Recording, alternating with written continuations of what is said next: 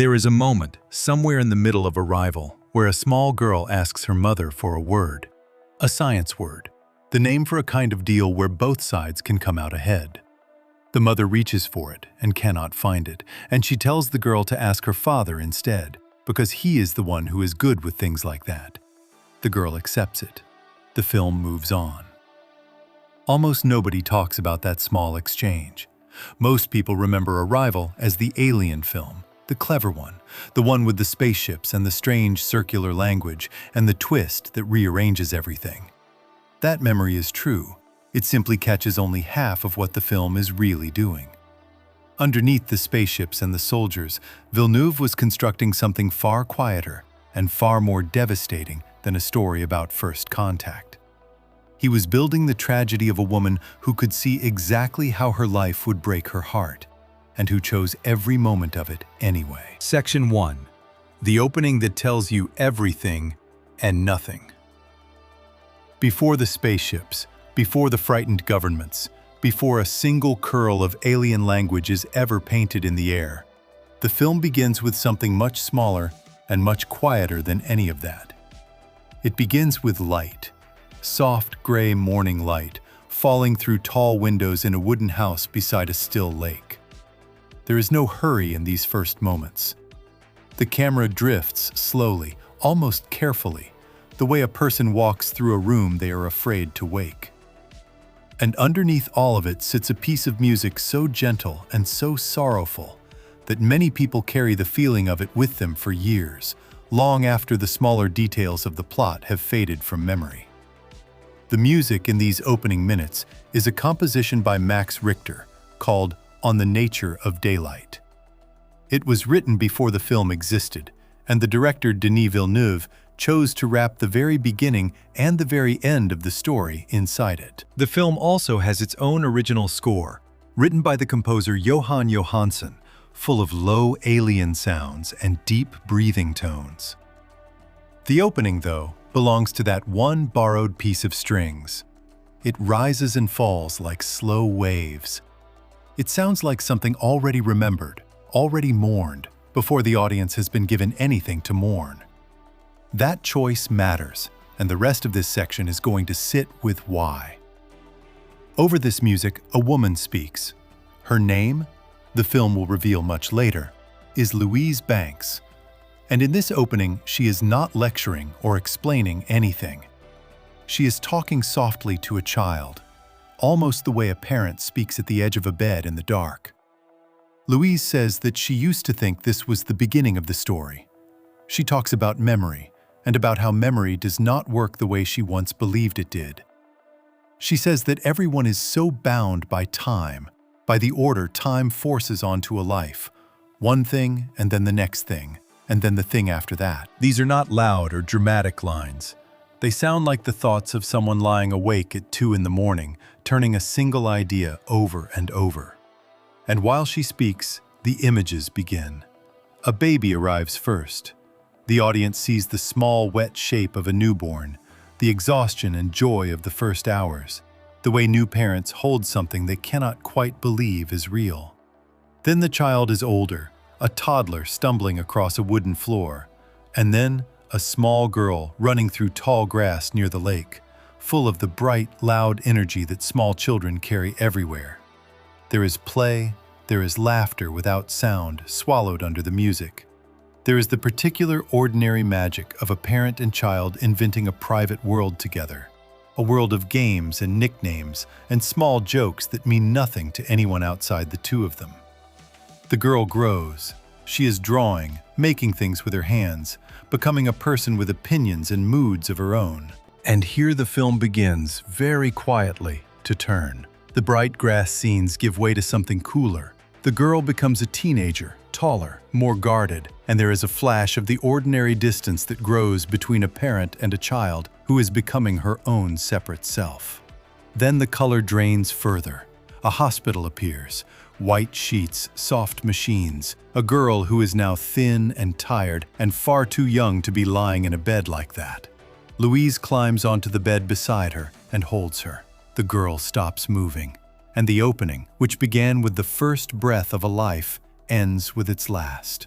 By the time this sequence finishes, anyone watching for the first time has been handed a complete emotional story in roughly 4 minutes. A mother loved a daughter. The daughter died young from some terrible illness. The mother carries that grief like a stone she will never set down. It is one of the oldest and most human stories there is, told here with almost no dialogue, almost entirely through faces and light and that aching string music. And on a first viewing, every single person reads it the same way. They read it as the past. They read it as a memory of something already lost. A wound the woman is already living inside as the real story, the alien story, gets ready to begin. That reading is exactly what the film wants. And that reading is, in the most important sense, wrong. Here is the thing that gives this section its name, and it deserves to be said slowly. The opening of Arrival tells the audience everything and nothing at the same time. It tells everything about the heart of the film. The whole emotional truth of the story is right there in those first 4 minutes. Love and loss arrive together, folded into the same images, impossible to separate. The film is not hiding its theme. It hands the theme over almost immediately, openly, before the title even appears. What the opening hides is something else entirely. It hides when these moments are happening. Every instinct in a human brain reads a sad sequence at the start of a film as backstory, as a memory, as something that already occurred. The film knows that instinct intimately, and it builds the entire experience on top of it. Because the truth, revealed only near the end of the story, is that these are not memories at all. They are visions of a future that has not happened yet. The daughter in the hospital bed is a child Louise has not yet conceived, with a man she has not yet truly met. When the film opens, Louise is alone. She has no daughter. She has never had a daughter. The grief that seems to define her in the first scene is grief for a person who does not exist yet and will not exist for years. The film places the ending of a life at the very beginning of its own runtime, and it lets the audience misunderstand that on purpose, so that the misunderstanding can be peeled away later, like a bandage over a wound no one knew was there. This is why the opening is such a quiet act of craft. Villeneuve and the screenwriter Eric Heiserer take the most powerful emotion a story can carry, the loss of a child, and they spend it immediately, in the first minutes, before establishing any of the usual reasons an audience would feel it. There is no time spent making the daughter familiar before she dies. There is no slow build toward the hospital. The film simply opens the door, walks the audience straight into the deepest grief a person can know, and then closes the door and begins talking about spaceships. The grief sits underneath everything that follows.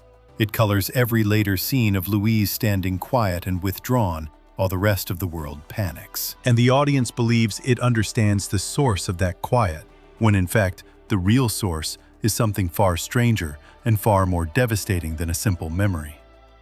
Consider what the music is doing across all of this, because the music is making an argument that words could not make. On the Nature of Daylight has a circular, returning quality. The same phrase climbs and resolves and then climbs again, never quite landing, never quite ending, folding back on itself. Played underneath images of a life from birth to death, it stops sounding like a song with a beginning and an end. It starts sounding like time itself, bending into a loop. The film will eventually explain, in plain terms, that its alien visitors experience time as a circle rather than a straight line, and that learning their language lets Louise begin to experience it the same way. None of that has been spoken yet in the opening. The idea has only been felt, carried entirely by a piece of music that refuses to end where it began. The opening teaches the audience how to feel the film's central idea long before the film is willing to explain it. The light works the same way.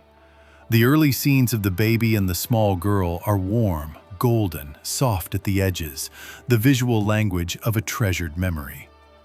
As the daughter grows ill, the warmth leaks out of the frame and the world turns pale and clinical. A first-time viewer reads this as the natural movement of a memory, from happy to sad, from warmth to cold. Looking back after the ending, it reads as something else, as a life being lived from its joyful early years toward its painful close. All of it seen at once by a woman who already knows how it goes and chooses to see it anyway. The film is built so that its opening means one thing on the first watch and a completely different thing on the second, and both meanings live inside the very same images. Nothing has to be re-edited. The pictures do not change. Only understanding changes. There is a deeper reason this opening lands as hard as it does, and it has to do with how grief and love refuse to be pulled apart. The sequence does not show a life and then a death as two separate events. It shows them as one continuous thing, a single unbroken movement from a first breath to a last one. The joy of the field and the sorrow of the hospital are not opposites in this telling. They are the same story seen from two ends. The little girl laughing in the grass and the thin girl fading under the white sheets are the same person, and the love Louise feels for her is the same love in both frames. The film argues, before it has earned the right to argue anything, that to love someone completely is to already hold the shape of losing them. Joy and grief are sewn into the same cloth.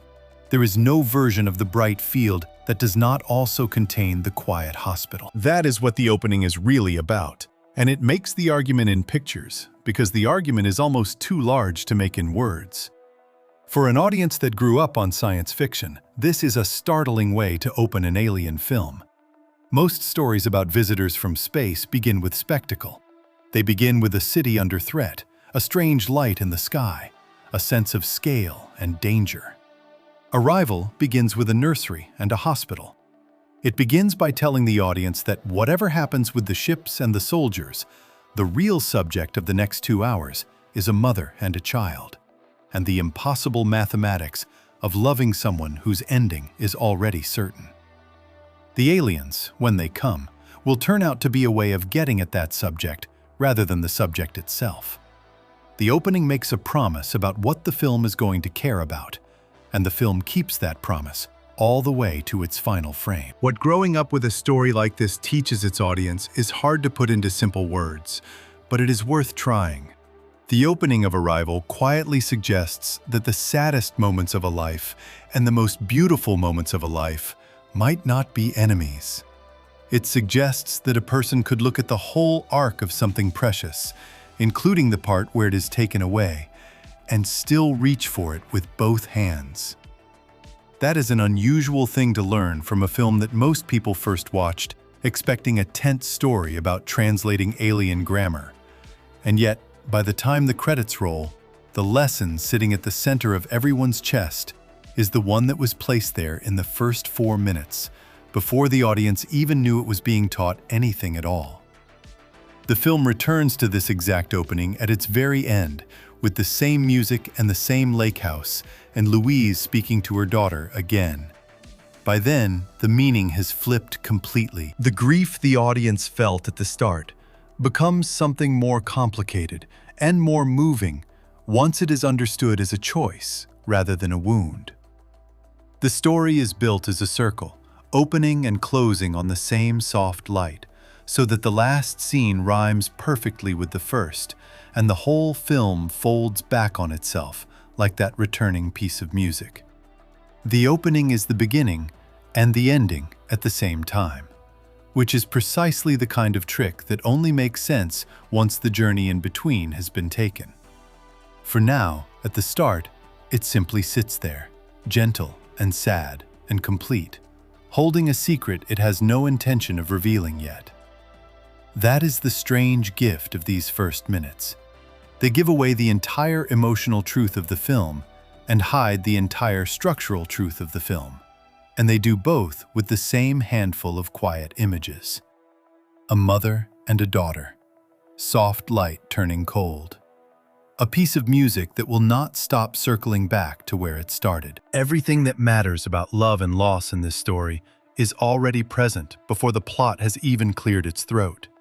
The aliens have not arrived, the world has not panicked, and the heart of the film is already broken open and laid bare, waiting patiently for the rest of the story to catch up to what the opening already knows. Before we move on, if you're enjoying this analysis, please consider subscribing. It helps the channel tremendously. So the film begins by handing over its whole heart in 4 quiet minutes. A life from first breath to last, dressed as a memory, while secretly holding a future no one has guessed yet. The grief feels finished, settled, already lived through. In the next section, we step away from the child and turn toward the woman herself.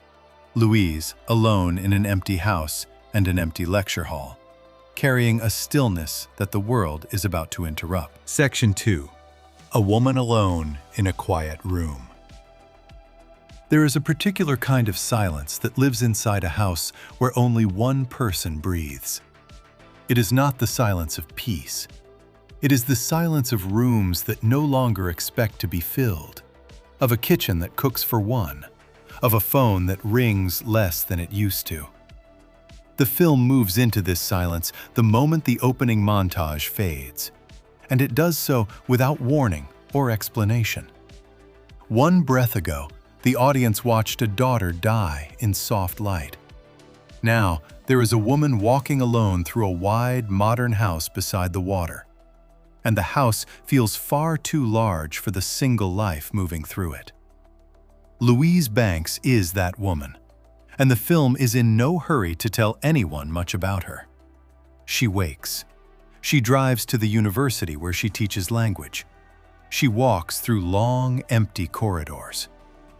Everything about how she is filmed in these early minutes is built to communicate stillness. The camera holds on her from a distance. The colors are cool and gray, all glass and concrete and pale morning. The sound design keeps the world at arm's length, muffled, as though heard from underwater. She moves like someone who has learned to expect very little from any given day, and the audience, fresh from the hospital scene, reads every bit of this as the behavior of a mother carrying a grief too heavy to speak about.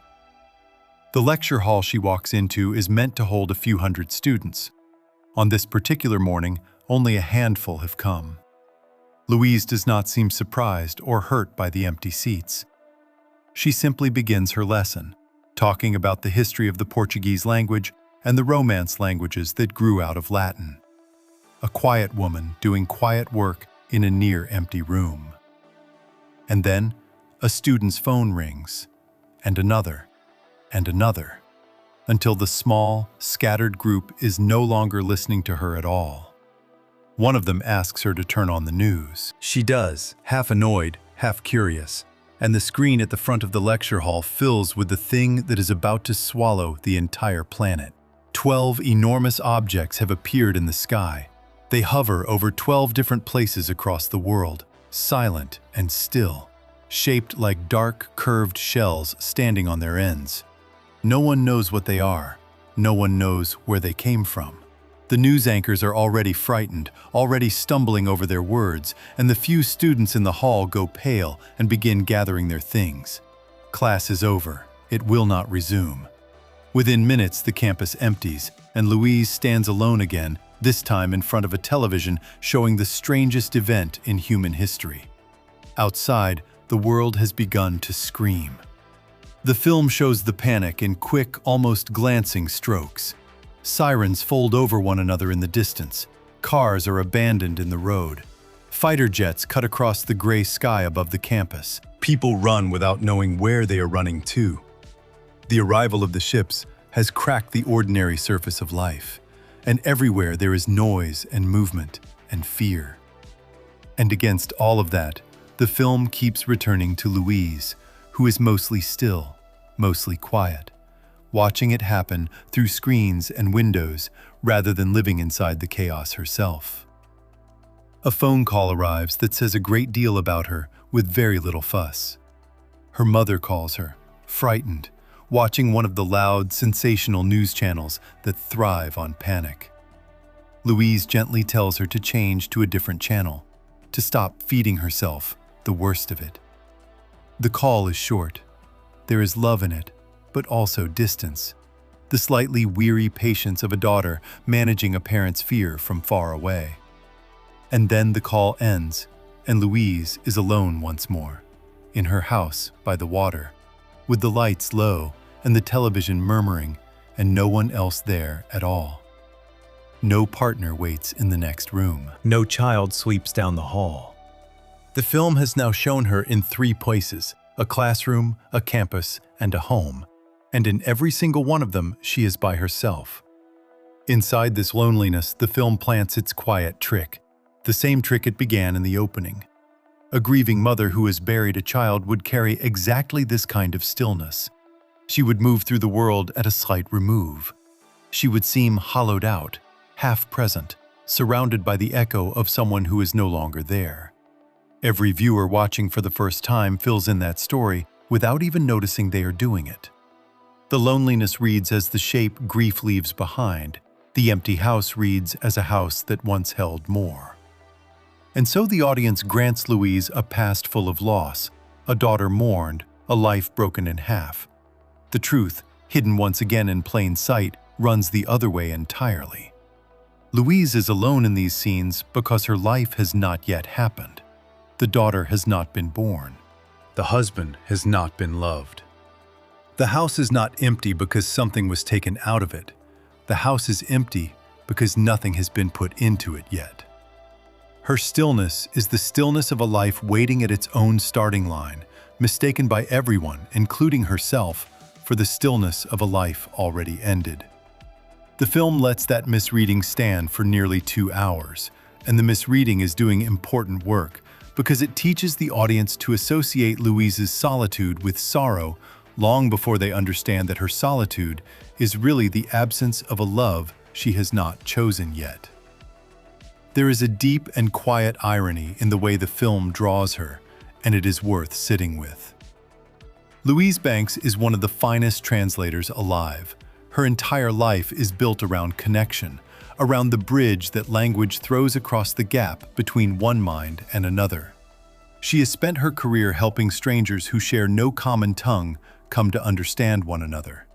Her gift is closeness. Her gift is the dissolving of distance between people. And yet the woman herself, in these opening scenes, is almost completely cut off from other people.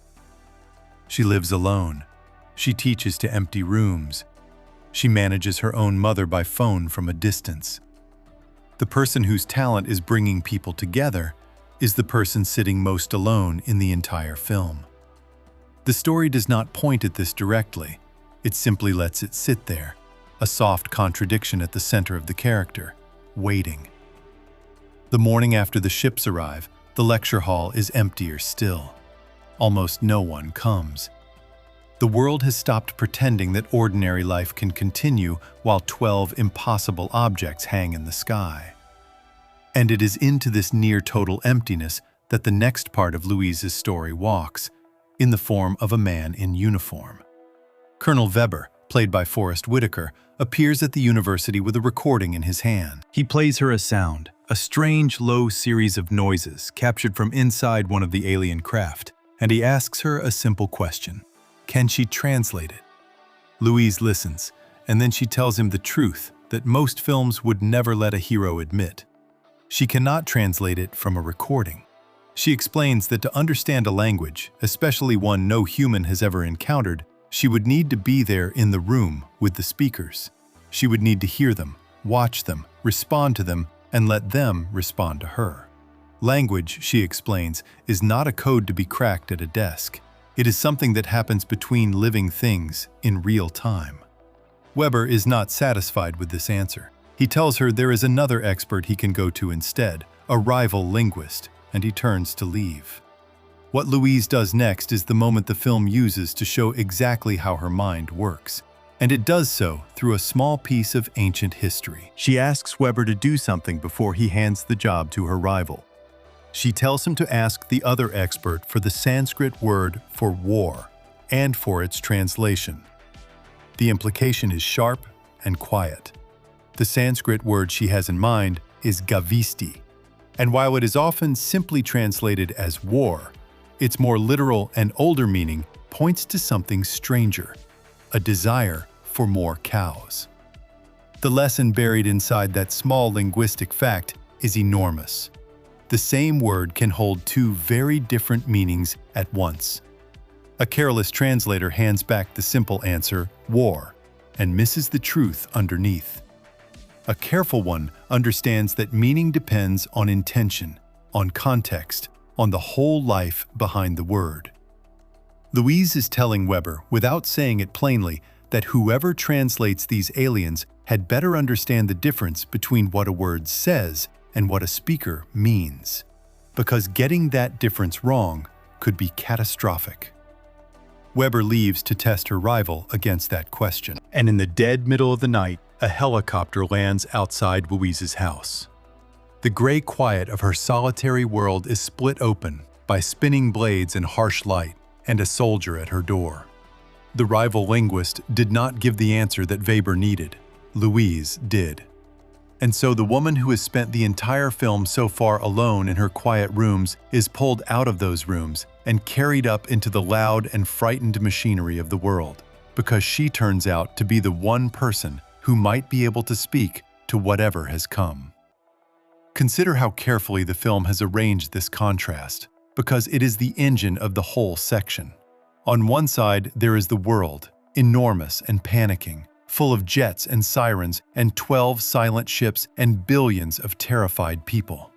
On the other side, there is one woman in a quiet house, still and withdrawn, and seemingly emptied out by a loss the audience has been led to imagine. The film keeps these two things pressed up against each other. The largest event in human history is unfolding, and the camera keeps choosing to watch the smallest possible human reaction to it. A single person alone with the news. The message in that choice is steady and clear. Whatever this story turns out to be about, it is going to measure the cosmic against the personal, and it is going to decide that the personal is where the real weight lies. Amy Adams carries all of this with a performance built almost entirely out of restraint. She does not weep. She does not deliver large speeches about her pain. She lets the loneliness live in small things, in the way she stands slightly apart from others, in the flatness of her voice on the phone, in the long stretches where she simply sits and watches and says nothing. It would have been easy to play a grieving woman loudly. The film and the actress choose the opposite, a sorrow so quiet it barely registers as sorrow at all, which is exactly what makes the eventual reveal land so hard. The grief was never loud because the grief was never quite what it seemed. Grief and emptiness look almost identical from the outside, and the film knows this and uses it. A room emptied by death and a room not yet filled by life can hold the very same silence. A person waiting for a love that has not arrived and a person mourning a love that has departed can wear the very same expression. The opening montage taught the audience to see loss. These early scenes of solitude let that lesson keep working, layering quiet on quiet, until the audience is certain they understand the sadness at the center of this woman. They do not. The film is patiently building a misunderstanding that it will one day take apart, and the misunderstanding only works because solitude and bereavement can be impossible to tell apart until something arrives to fill the empty room. For now, though, nothing has filled it. Louise steps out of her quiet house and into the helicopter, leaving the lake and the cool gray rooms behind, and the film lets the door of her old, solitary life close softly behind her. She does not know what waits at the landing site. She does not know that the stranger she is about to meet will hand her a way of seeing that will rewrite her entire understanding of time, of love, of what it means to lose someone. She only knows that she has been called, the way she has been called before, to do the one thing she has always been able to do, which is to listen to something unfamiliar and try to understand it. What the film has established by the end of this stretch is a woman defined by absence, an absent daughter, or so it appears, an absent partner, an absent crowd in her lecture hall, an absent noise in her too large house.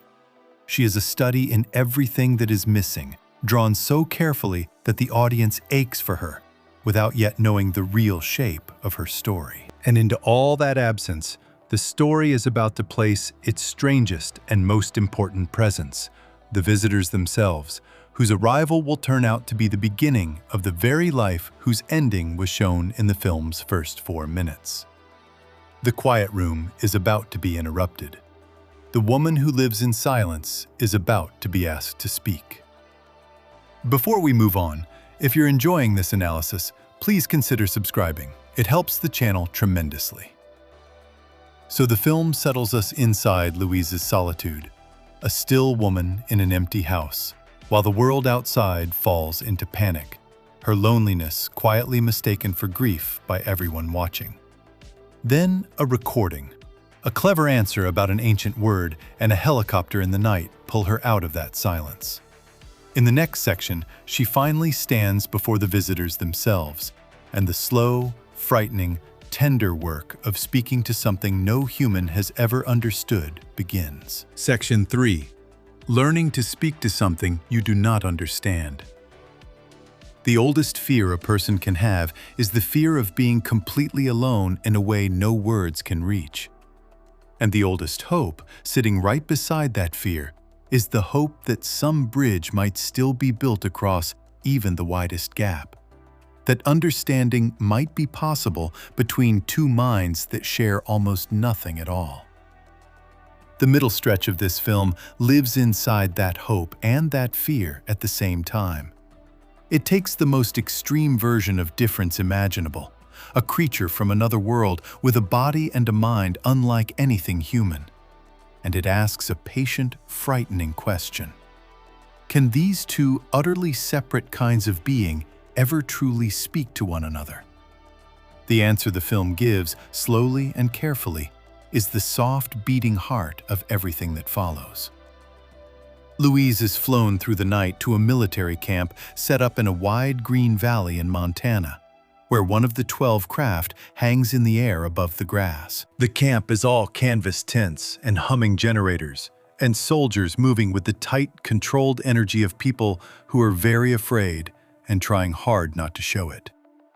On the journey, she meets the man she will be working beside, Ian Donnelly, a theoretical physicist brought in to handle the science while she handles the language. Their first exchange is small and slightly prickly. Ian reads aloud a passage from the introduction of a book Louise once wrote, a passage that calls language the foundation of civilization, the thing that binds a people together, and the first weapon drawn in any conflict. Louise brushes it off, distancing herself from those exact words. The moment passes quickly, but the film has just planted something it will return to again and again. The idea of language as a weapon hangs in the air long after the conversation ends. At the base of the craft, the work of going inside begins, and the film slows down to let the strangeness sink in. Louise and Ian are sealed into orange hazmat suits, loaded into a metal cage, and lifted up toward an opening in the underside of the great dark shell.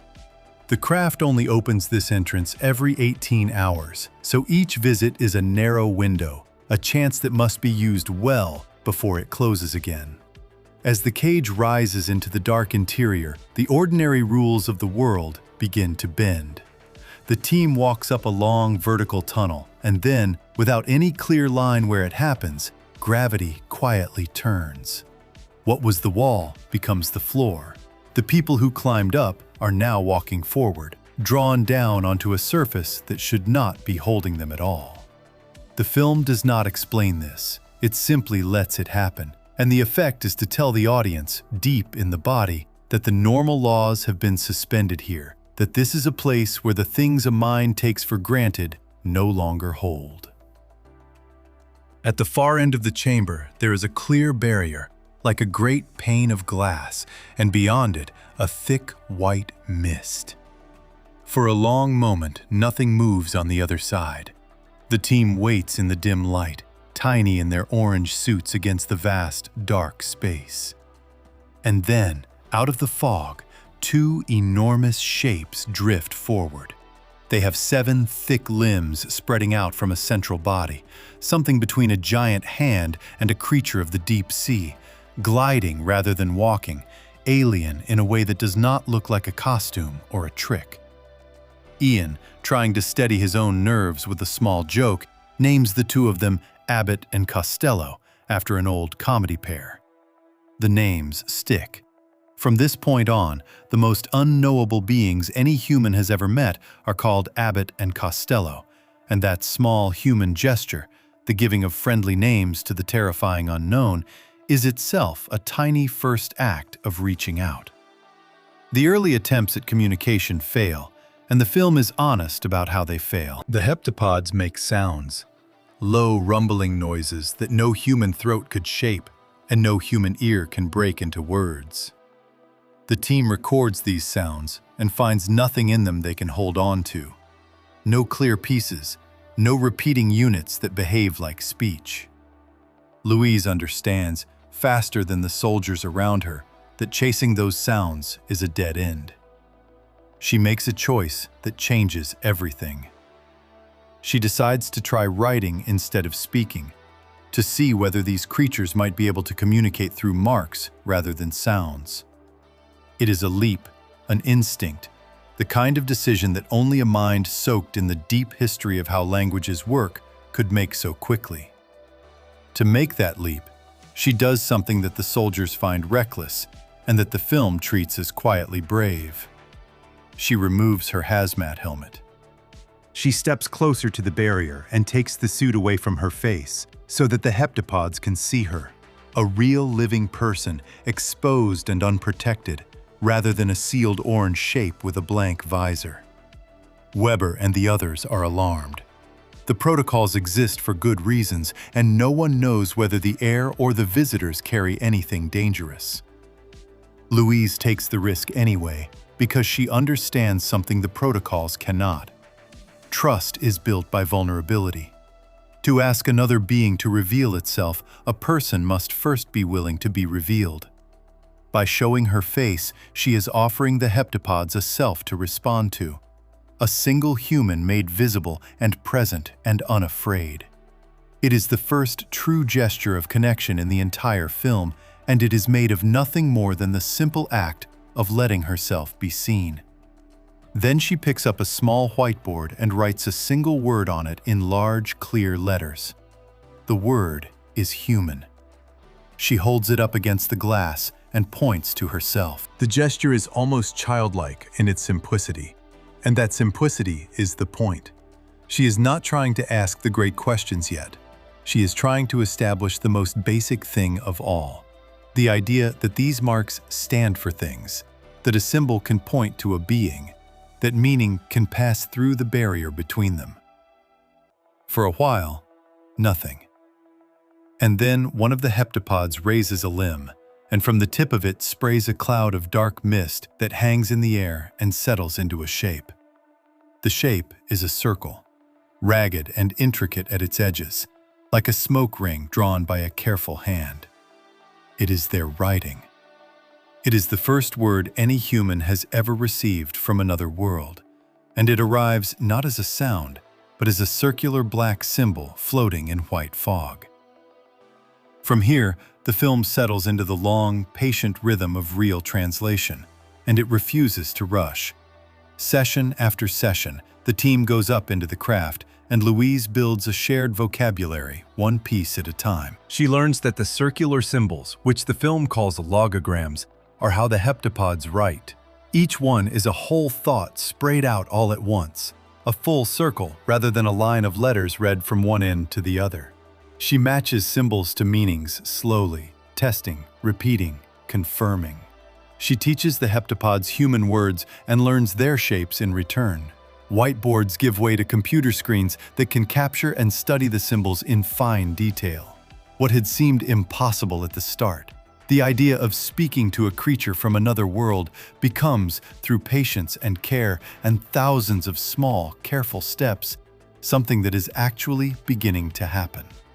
The film makes a point of showing how badly the people around Louise want to skip all of this. The military and the government are under enormous pressure. The world is panicking. 12 ships hang over 12 nations, and every leader wants the same single answer as fast as possible. What do they want? Why are they here? Are they a threat? Weber presses Louise to simply ask the heptapods what their purpose on Earth is, as though the question could be typed in and answered like a form. And Louise stops him and explains in plain, steady language why that question cannot be asked yet. To ask what their purpose is, both sides first have to share an idea of what a question even is. They have to agree on what the word purpose means, a word loaded with the human assumption that actions have reasons. They have to establish that the heptapods understand they are being asked something rather than told something, that they are capable of giving an intended answer, that intention itself is a concept they share. A single question, she shows him, sits on top of a mountain of smaller agreements that have to be built first, brick by brick.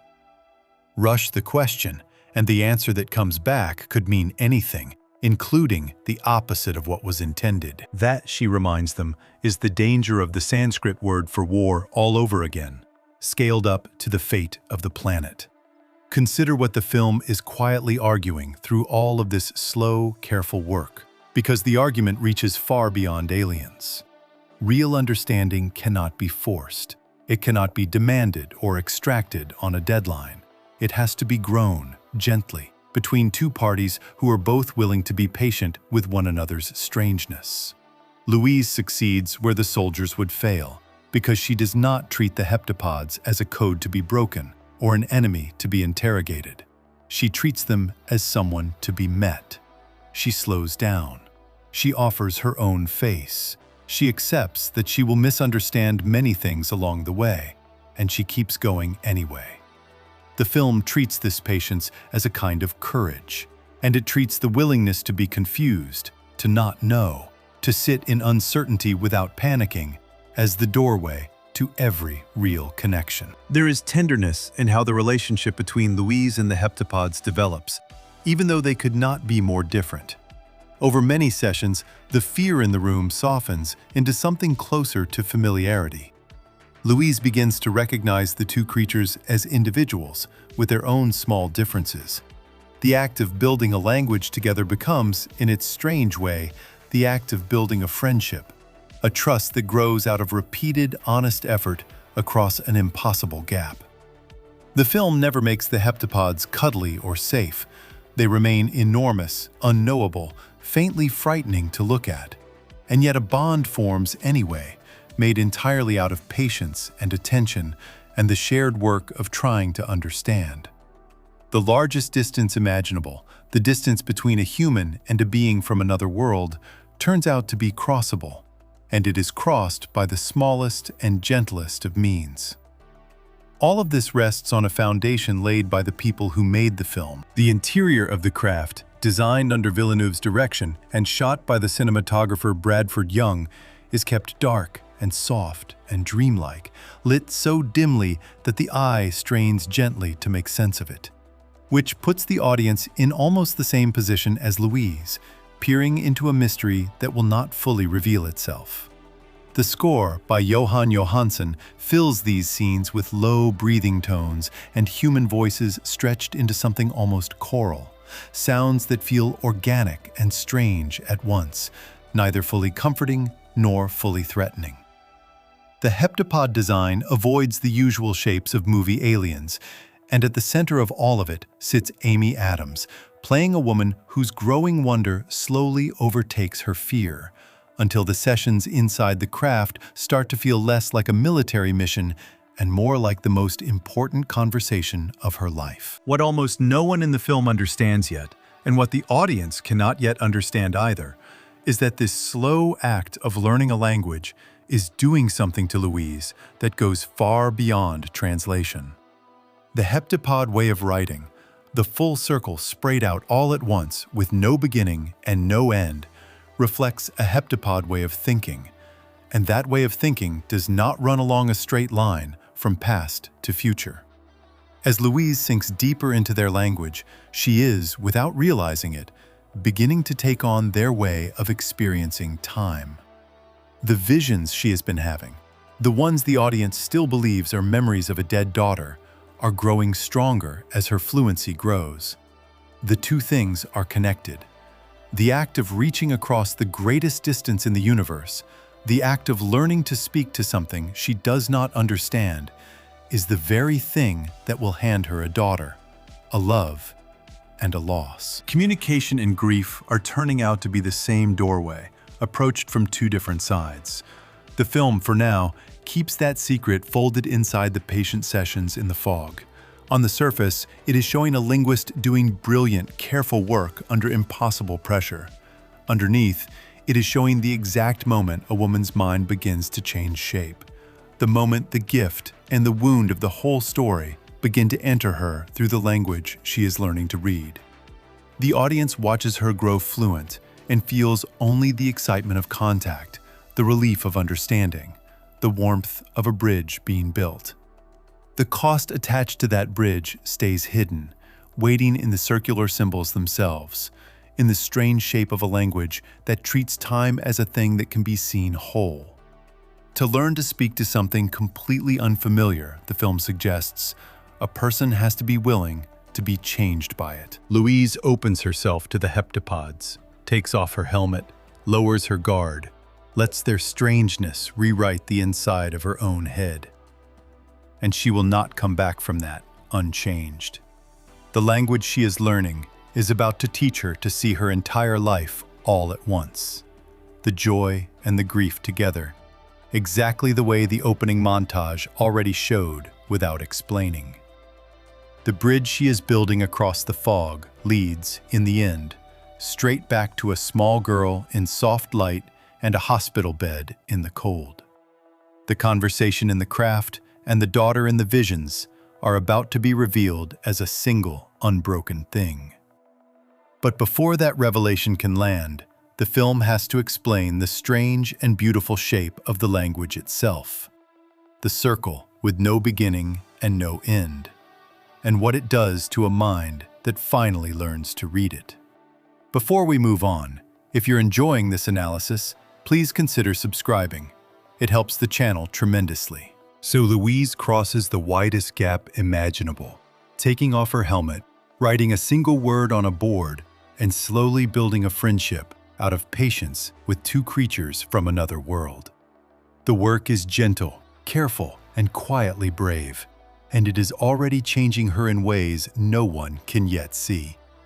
In the next section, we look closely at the language itself, the circular symbols with no beginning and no end, and the way learning to read them begins to unspool the straight line of time inside her mind.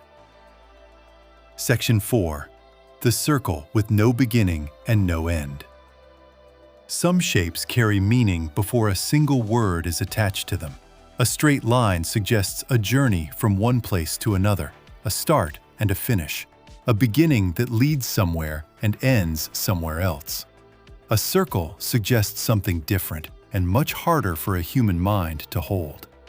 A circle has no first point and no last point. Wherever a person starts on it, they end up back where they began, and there is no way to say which part came earlier and which came later, because the whole thing simply is, complete and closed and whole.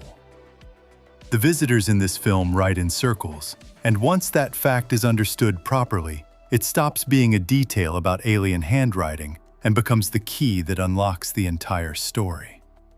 The symbols the heptapods produce are called logograms, and the film takes real care to make them feel like a true language rather than pretty decoration. Each one is a ring of dark mist, sprayed into the air in a single breath, ragged and intricate around its edges, every twist and thickening of the line carrying meaning. A human sentence is built the way a train is built, one carriage after another, words placed in order so that the reader takes them in one at a time from one end to the other. A heptapod sentence is nothing like that. It arrives all at once, a complete thought delivered in a single circular gesture, every part of it present in the same instant. There is no first word and no last word. There is only the whole, finished and entire, the moment it appears. Louise notices something about how the heptapods produce these symbols that troubles and fascinates her in equal measure. When one of them sprays out a logogram, it does so in one smooth, continuous motion, and the symbol is perfectly balanced and complete from the very start.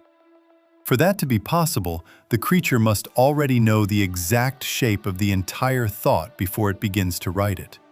It cannot be building the sentence as it goes, discovering the end only when it gets there, the way a human speaker often does. It has to hold the whole thing in mind first, the beginning and the middle and the end all together, and then lay it down in a single stroke. A being that writes that way is a being that experiences a complete thought as a single present object, rather than as a line unspooling in time. And if that is true of how it writes, the film quietly suggests, it might be true of how it experiences everything. This is the idea the whole film is built around, and it deserves to be stated plainly and slowly. The heptapods do not seem to experience time as a straight line running from past to future. They appear to experience all of time at once, the way a person might take in a whole circular symbol in a single glance. For them, there is no before and after in the way a human means it. Every moment of existence is simply present, laid out complete, like a painting that can be looked at all over rather than read from corner to corner. Their language reflects this, because their language has no beginning and no end either. The circular logogram is not just how they write, it is a picture of how they live inside time. And learning to read it means learning, slowly, to live inside time the same way. To explain how a language could possibly do something so strange to a human mind, the film reaches for a real idea from the study of language, and it names it directly. The idea is usually called the Sapir-Whorf hypothesis, after the two thinkers whose names are attached to it. In its simplest form, it suggests that the language a person speaks shapes the way that person thinks and sees the world. A language with many words for a thing might make its speakers notice that thing more sharply. A language that handles time or color or direction in an unusual way might gently train its speakers to perceive those things differently. Louise raises this idea with Ian as a way of explaining what might be happening to her. The possibility that sinking deep into the heptapod language is beginning to reshape the inside of her own head. It is worth being honest about something here, because the film leans on this idea very hard, and real science does not support it nearly as far as the story takes it. The gentle version of the hypothesis, the idea that language can nudge and color the way people think, is taken seriously by many researchers and has some evidence behind it, though it remains debated. The strong version that the film uses, in which learning a language could literally rewire a brain to perceive the future, belongs firmly to the world of science fiction. No real language can do what Heptapod does in this story. The film knows this. It takes a real and contested idea about how language touches thought, and it stretches that idea far past anything science would allow, in order to tell a story that is true in feeling, even where it is impossible in fact. The honest way to hold it is to enjoy the beautiful idea, while remembering that the deep truth of the film lives in its emotions, rather than in its science. Inside the story, though, the effect is real and growing. As Louise becomes more fluent in the circular language, the visions that have been threading through the film grow stronger and clearer. The audience still believes these are memories of a daughter who died, and the film is happy to let that belief continue. What is actually happening is that Louise's mind is beginning to slip its leash from the straight line of time. She is starting to experience moments that have not occurred yet, as though they were occurring now. The deeper she goes into the heptapod way of writing, the more her own sense of past and future loosens and folds, until the future starts arriving inside her as vividly as any memory. The language is doing exactly what the hypothesis claims a language might do, only taken to an impossible extreme, and the price and the gift of that change are the same thing. Here is where the circle stops being an abstract idea and becomes the most tender thing in the film. A person who lives on a straight line experiences loss as a kind of erasure. Someone is here, and then time moves forward, and then they are gone.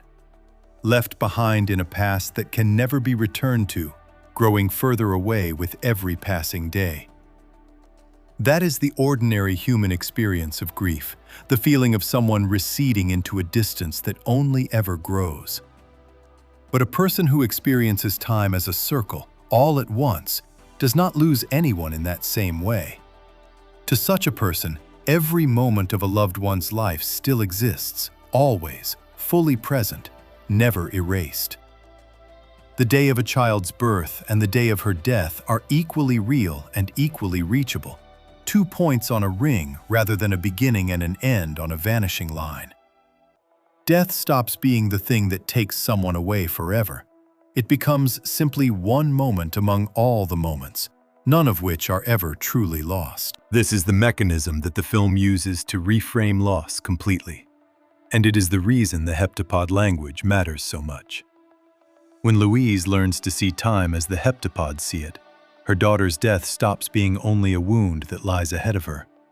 It becomes one part of a whole that she can hold in her mind all at once, alongside the birth, alongside the laughter in the grass, alongside every ordinary, precious afternoon. The grief does not disappear. The film is far too honest for that. But the grief is joined to everything else, woven into a complete picture, rather than waiting at the end of a road as the thing that destroys everything that came before. Loss, seen through the circle, is something that can be held rather than only suffered. That is an enormous and difficult idea, and the film delivers it not through a speech, but through a shape, the circular symbol that says, in its very form, that nothing on a circle is ever the end. The film is itself built as a circle, and learning to read the language is also learning to read the film. The story opens on the soft light of the lake house and the daughter's life and death, and it closes on the very same images and the very same music.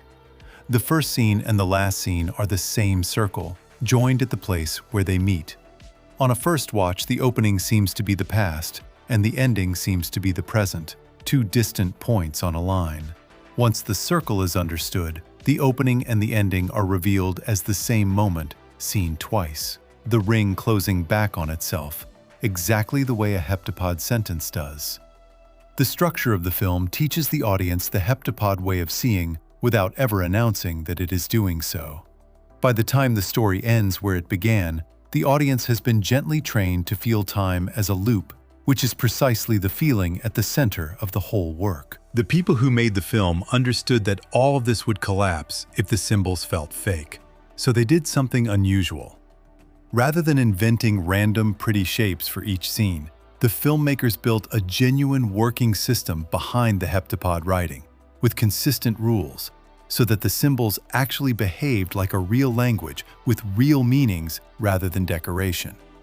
Scientists and designers were brought in to make sure the logograms held together as a true system, so that a symbol meaning one thing in an early scene would carry that meaning consistently later on. The result is that the language feels solid and lived in, even though almost no one watching could ever read it.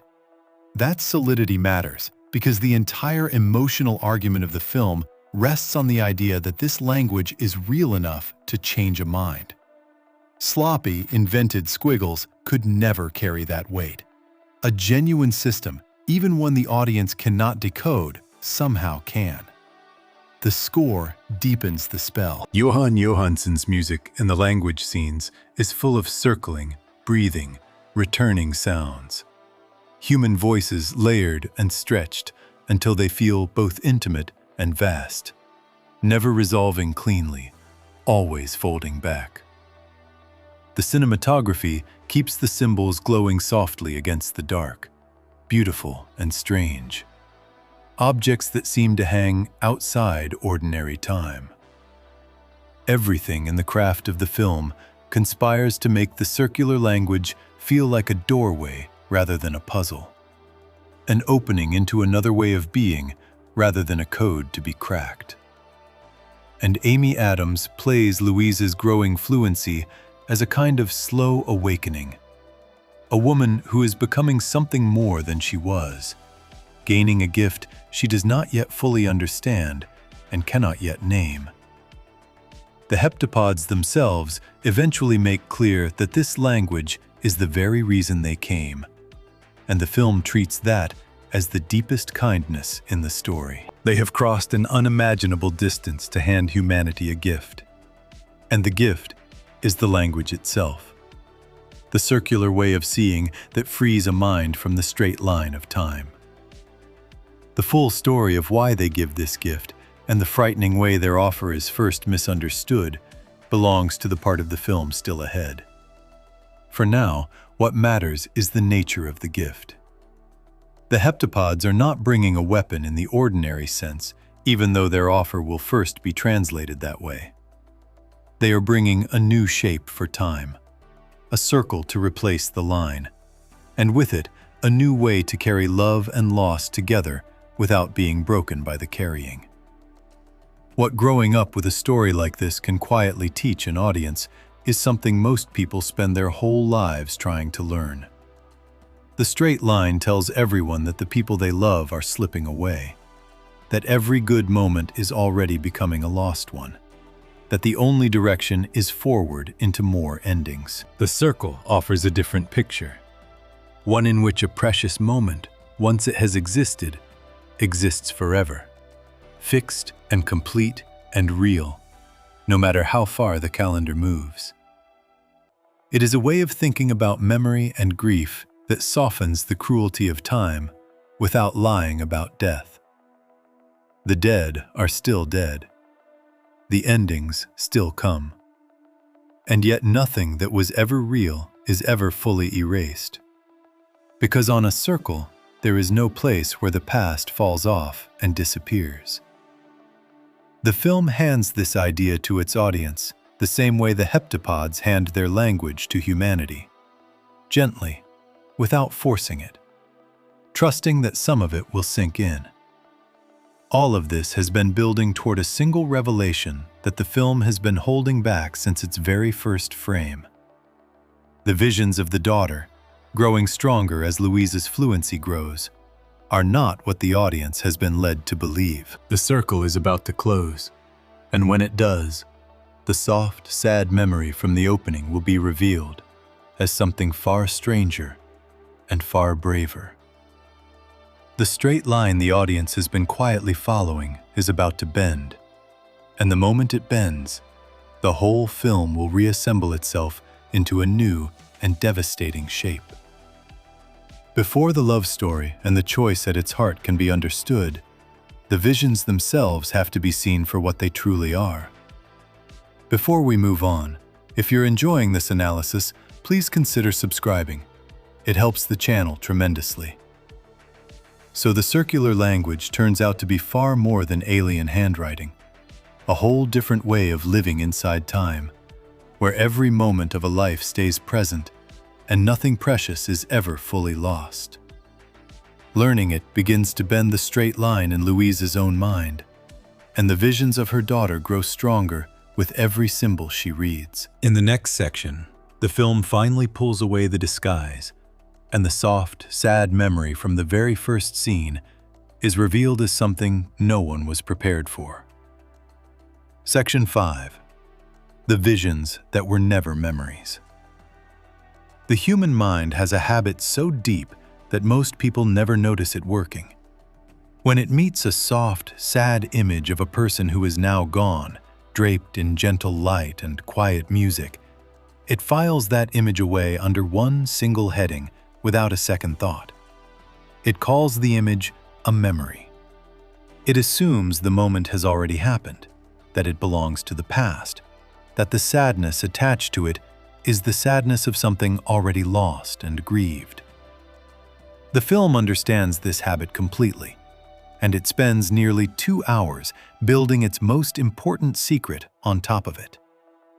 The scenes of the daughter that have drifted through the entire story, the ones the audience has quietly accepted as memories of a child who died, are not memories at all. And the slow, gentle moment when that truth finally arrives is one of the most moving turns in modern film. From the very first frame, the film has been showing Louise with a little girl. The baby in the opening, the child in the grass, the teenager, the dying girl in the hospital bed, and scattered all through the middle of the story, more fragments of the same daughter, appearing between the alien sessions like flashes of an old life surfacing in a tired mind. Each time one of these scenes appears, it carries the same soft texture. The light is warm and slightly hazy. The music is the same circling, mournful piece from the opening. Louise's voice sometimes floats over the images, gentle and reflective, the voice of someone looking back. Everything about how these moments are built tells the audience that they are looking into Louise's past, into the wound that explains her loneliness and her stillness. The audience never questions it, because the film has dressed the future in the exact clothing of the past. The disguise is almost perfect, and it works because the film commits to it without flinching. Placing the daughter's death in the opening minutes is the heart of the trick. A story that begins with a death is, by every habit a viewer carries, telling them that the death is backstory, the thing that came before, the loss the rest of the film will somehow be about. No timestamp ever appears on the daughter scenes. No one in the present ever mentions a dead child to Louise, which a careful watcher might find strange, though most people simply read it as the silence of private grief. The voiceover speaks in the soft past tense of memory, and the music ties the daughter scenes to a tone of mourning so completely that the brain finishes the story on its own, building a dead daughter out of mood and light and assumption, exactly as the film intends. As Louise sinks deeper into the heptapod language, the daughter scenes change in a way that is easy to miss on a first watch. They grow more frequent. They grow more vivid. They begin to feel less like fading old recollections and more like something pressing in, something arriving rather than receding. The film has already planted the reason for this in the circular language and its strange relationship to time. The visions are intensifying because Louise's mind is being rewired by the language she is learning. And that rewired mind is beginning to reach forward into a future that has not happened yet. The audience feels the visions getting stronger and reads it as grief rising to the surface under pressure. What is actually happening is that a woman is slowly gaining the ability to remember her own future. And the future she is remembering is full of a daughter she has not yet had. The reveal does not arrive as a single shouted moment. The film lets it dawn, which is far more powerful. The first crack in the disguise comes during the great crisis at the camp, in the sequence where Louise must stop a war. In a vision, she finds herself at a grand celebration set well after the events at the landing site, a gathering of the people who helped resolve the arrival. There she meets General Shang, the Chinese commander whose decisions nearly ended everything. The future Shang thanks her warmly and tells her that she once called him on his private phone and repeated to him the dying words of his late wife, and that this was what convinced him to stand down. He even shows her the number and reminds her of the words. And the audience, watching this, slowly realizes something that breaks the spell. This celebration is in the future. It is after the crisis, after everything currently happening.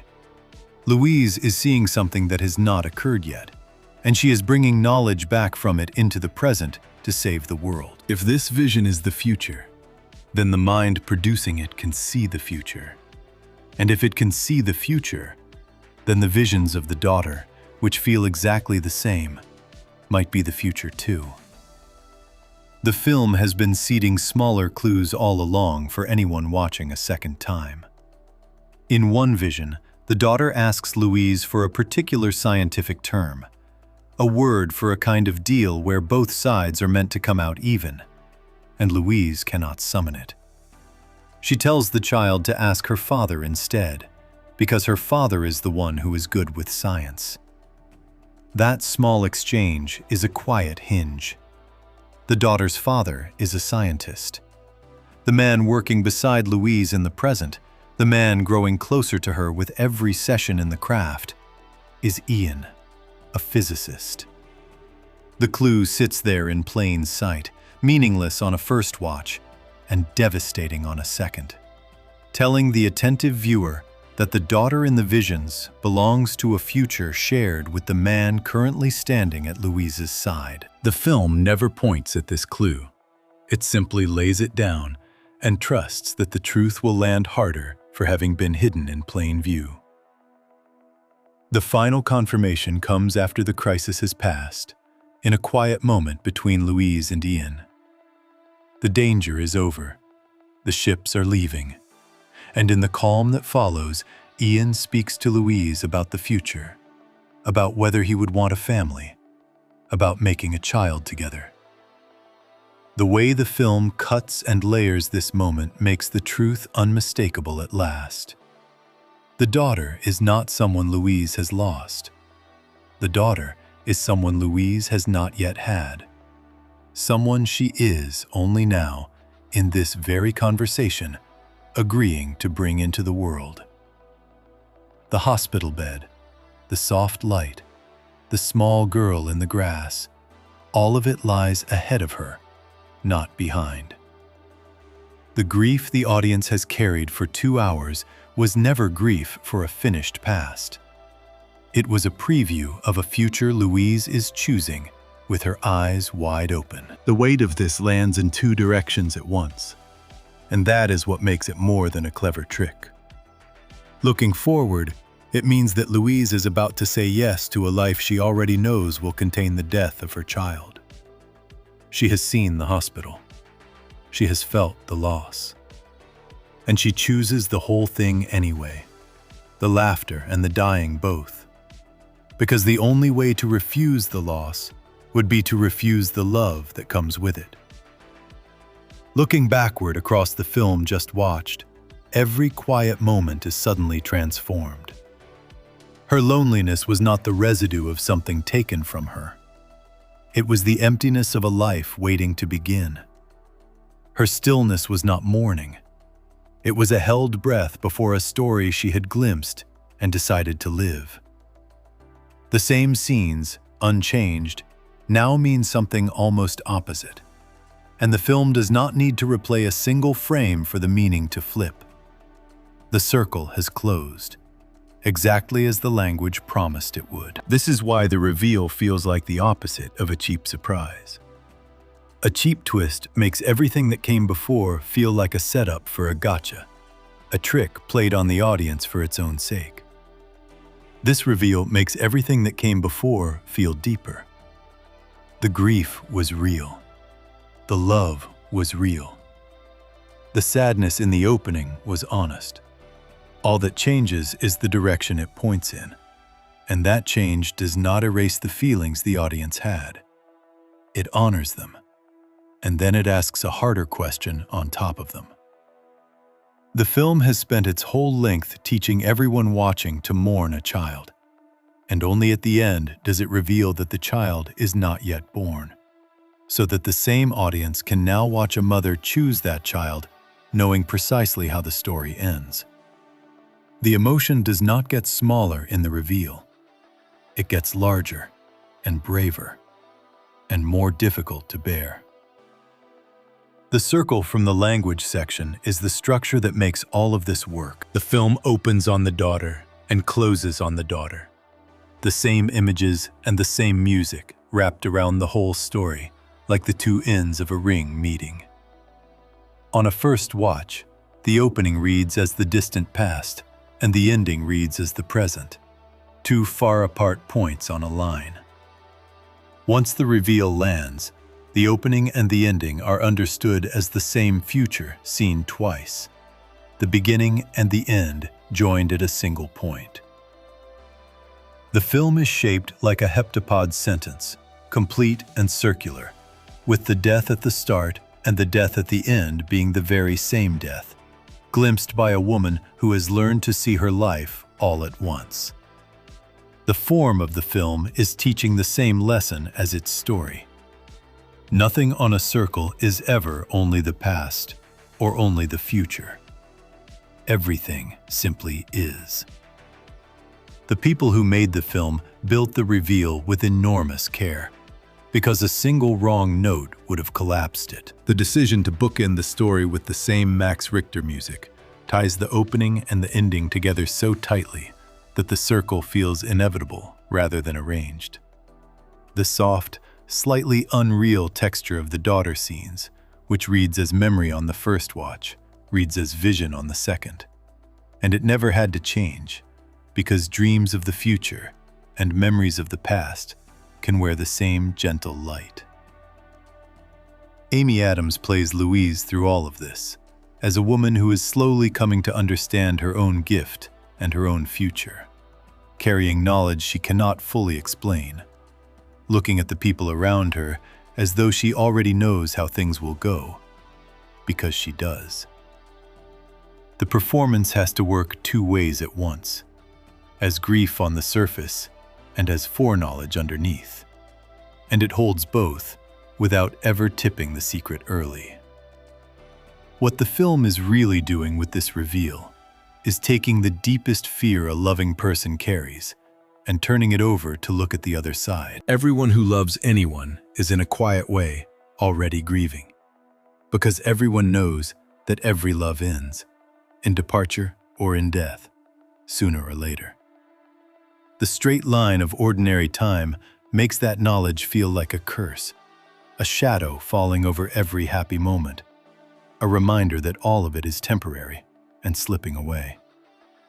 The reveal in this film takes that exact knowledge, the certain foreknowledge of loss, and places it inside a woman who then chooses love anyway, fully, without flinching, with the ending already written in front of her. It suggests that knowing how a story ends does not have to poison the story. It can deepen it. A love chosen in full knowledge of its loss might be the bravest and most complete love there is. The grief the audience felt was always pointing at this, even before anyone understood it. The opening montage broke a million hearts with what looked like a memory, and the whole film was a slow walk toward the discovery that the memory was a choice, that the loss was not behind Louise but ahead of her, and that she would reach for it anyway. The visions that everyone read as the past were the future the entire time, and the future they showed was not something done to Louise by a cruel world. It was something she would decide to embrace, moment by moment, birthday by birthday, all the way to the hospital bed in the soft, cold light. Before that choice can be looked at directly, though, the film has to finish telling the story of the world it nearly lost. The reveal of the visions is braided together with the crisis that almost ended everything. The terrible mistranslation that turned a gift into a threat and brought 12 frightened nations to the edge of war. The same foreknowledge that shows Louise her daughter also shows her how to save the planet, and the two are impossible to separate. Before the quiet, personal heart of the film can take its final shape, there is a war to stop, a word to translate correctly, and a phone call that will hinge on the dying words of a woman no one in the room ever met. Before we move on, if you're enjoying this analysis, please consider subscribing. It helps the channel tremendously. So the film finally lifts its disguise, and the daughter everyone mourned turns out to be a child not yet born. A future Louise is only now choosing, with the ending already in front of her. The grief flips into something braver, a love reached for in full knowledge of its loss, and the whole story folds shut like a circle. In the next section, we step back into the wider world, into the terrible mistranslation that nearly started a war, and the strange phone call that pulled the planet back from the edge. Section Cis. Offer weapon, offer tool, and the phone call that stopped a war. Fear has a way of moving faster than understanding. When something arrives that a person cannot explain, the oldest part of the mind does not wait politely for the slow, careful work of figuring it out. It reaches instead for the simplest and most dangerous question of all. Is this thing here to hurt me? And once that question takes hold, every gentle effort at understanding starts to look like weakness. Every patient translator starts to look naive, and the urge to strike first begins to feel like the only sensible thing left. The middle and late stretch of this film is, on its surface, a story about exactly that fear spreading across a frightened planet, and about how close it came to ending everything before a single, quiet phone call pulled the world back from the edge. For most of the film, Louise has refused to rush toward the great question, the one every government on Earth is desperate to have answered. She has built up a shared vocabulary slowly and carefully, because she understands that a question asked too early will produce an answer no one can trust. Eventually, though, the pressure becomes too great to hold back any longer, and the teams across the world ask the heptapods why they have come. The answer arrives the way all heptapod answers arrive, as a circular symbol sprayed into the fog. And when it is translated, the meaning that comes back is a phrase that lands in the room like a dropped match in a dry field. The heptapods, it seems, are saying that they offer weapon. The trouble with those two words is that they are almost certainly the wrong two words, and the film makes sure the audience understands why.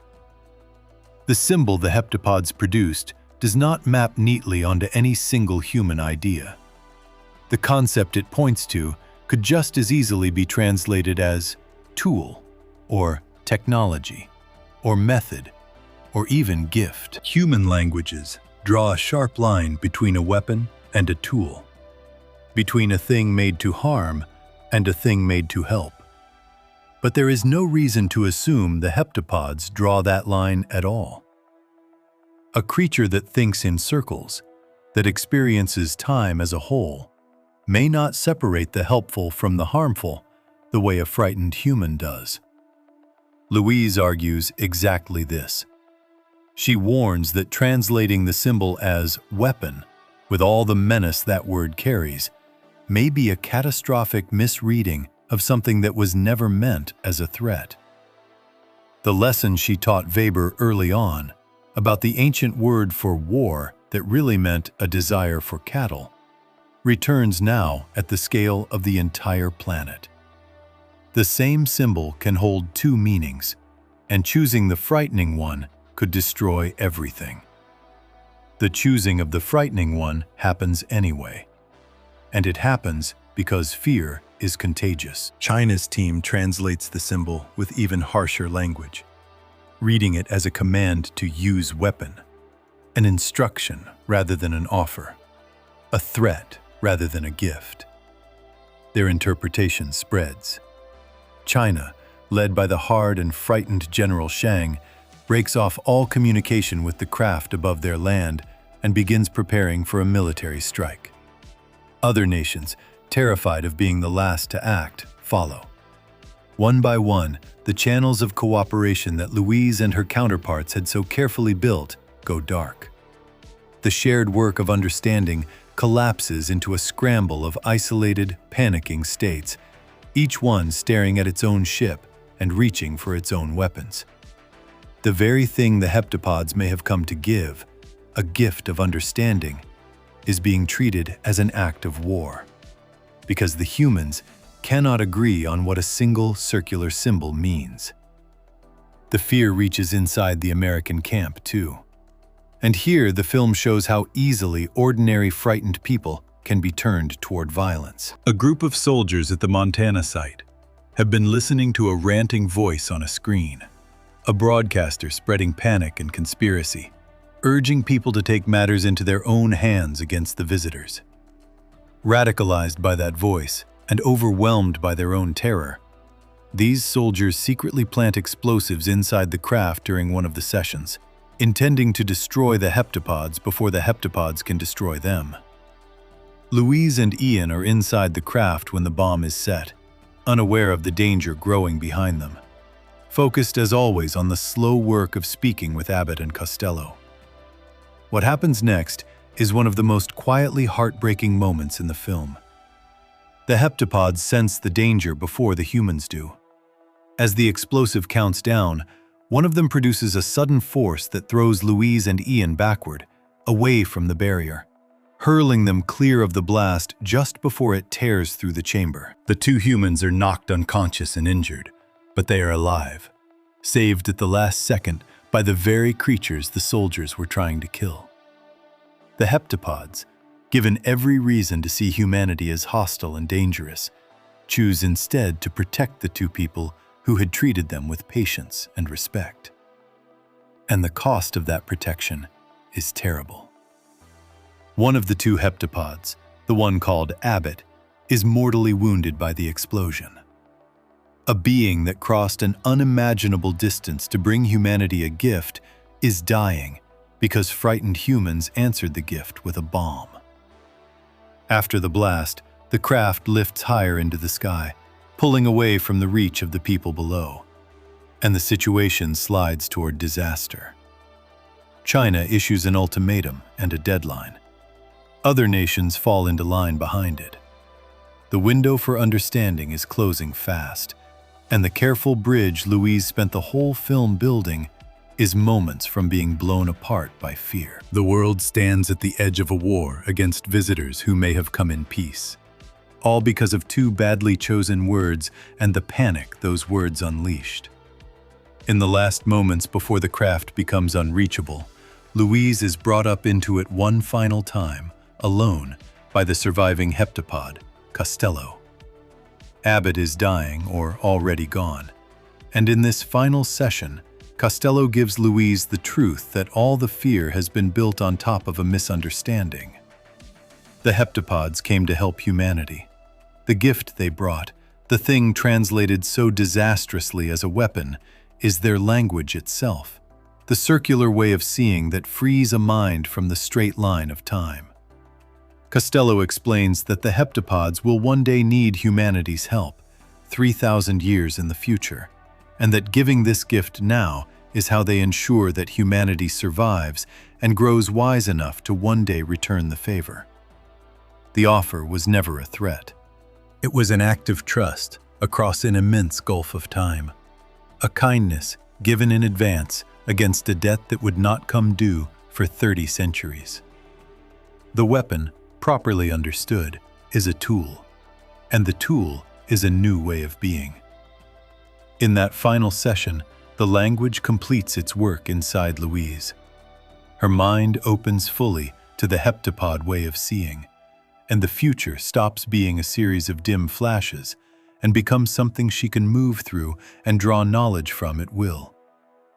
It is here that she experiences the vision discussed earlier, the celebration set well after the crisis, where future General Shang thanks her and hands her the two pieces of information that can save the world. He gives her his private phone number, the one no stranger should ever have.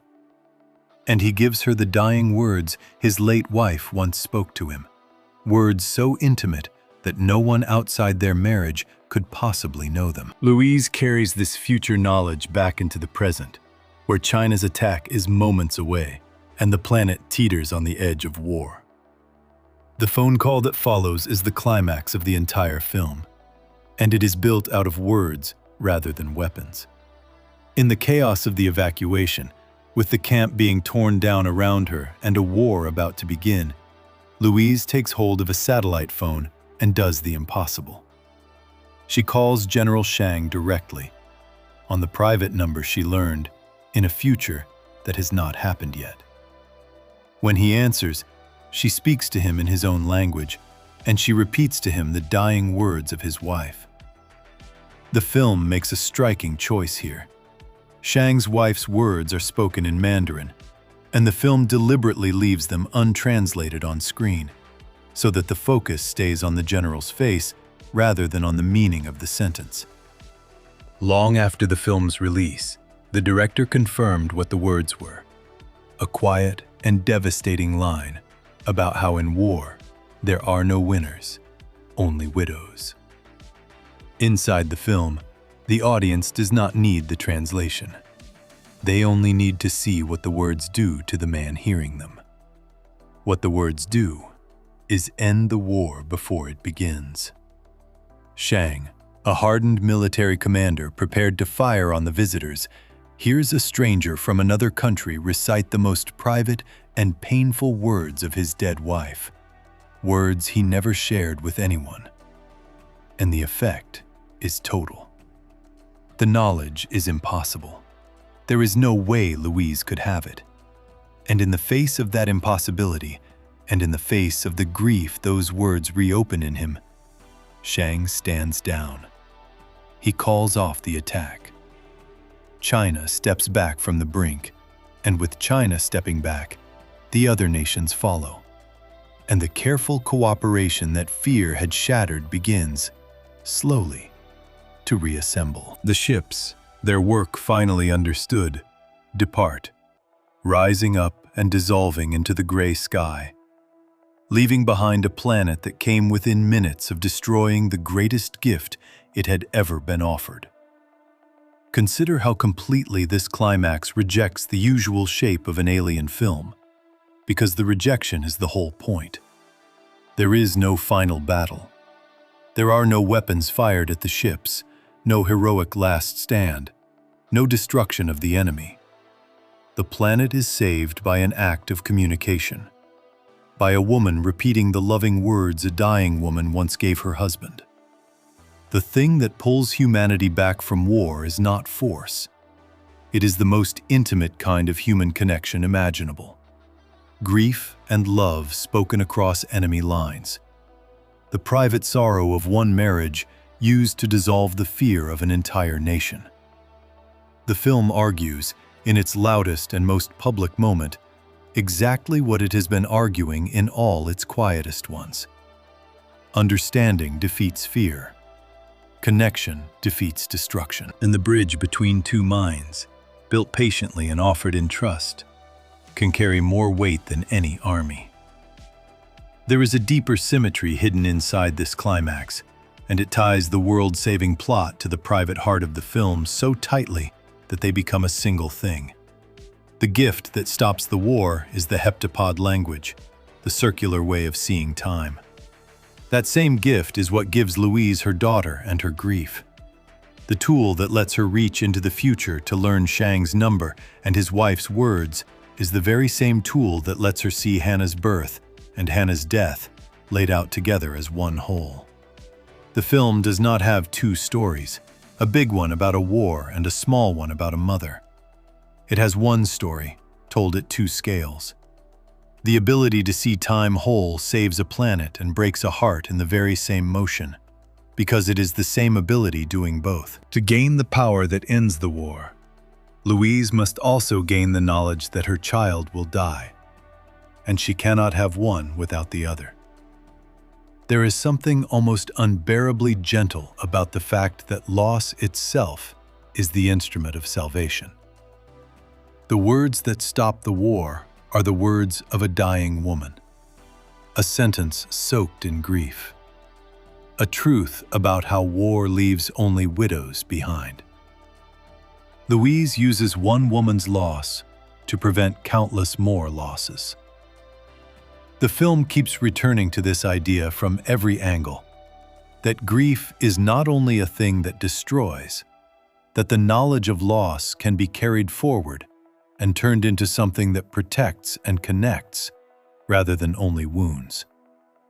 The dying words of a stranger's wife become the thread that holds the world together. Loss, held and offered with care, becomes a kind of love. The crisis ends, the ships rise away, and the noise and terror of the world begin to settle. What is left, in the quiet after the planet has been saved, is the smaller and far more difficult question that the whole film has truly been about all along. The war is over, the visitors are gone, and Louise is left standing beside Ian, holding the complete knowledge of a life she has not yet lived, a love she has not yet begun, and a loss she has already seen in full. The public story has reached its resolution. The private one is about to ask her to make the bravest choice a person can make, to step willingly into a love whose ending she already knows by heart. Before we move on, if you're enjoying this analysis, please consider subscribing. It helps the channel tremendously. So the film brings the world to the very edge of war over two badly chosen words. A bomb answers a gift, and a dying heptapod still chooses to save the humans who feared it. Then a single phone call, built from the private grief of a stranger's marriage, pulls the planet back from ruin and reveals the weapon was a gift all along.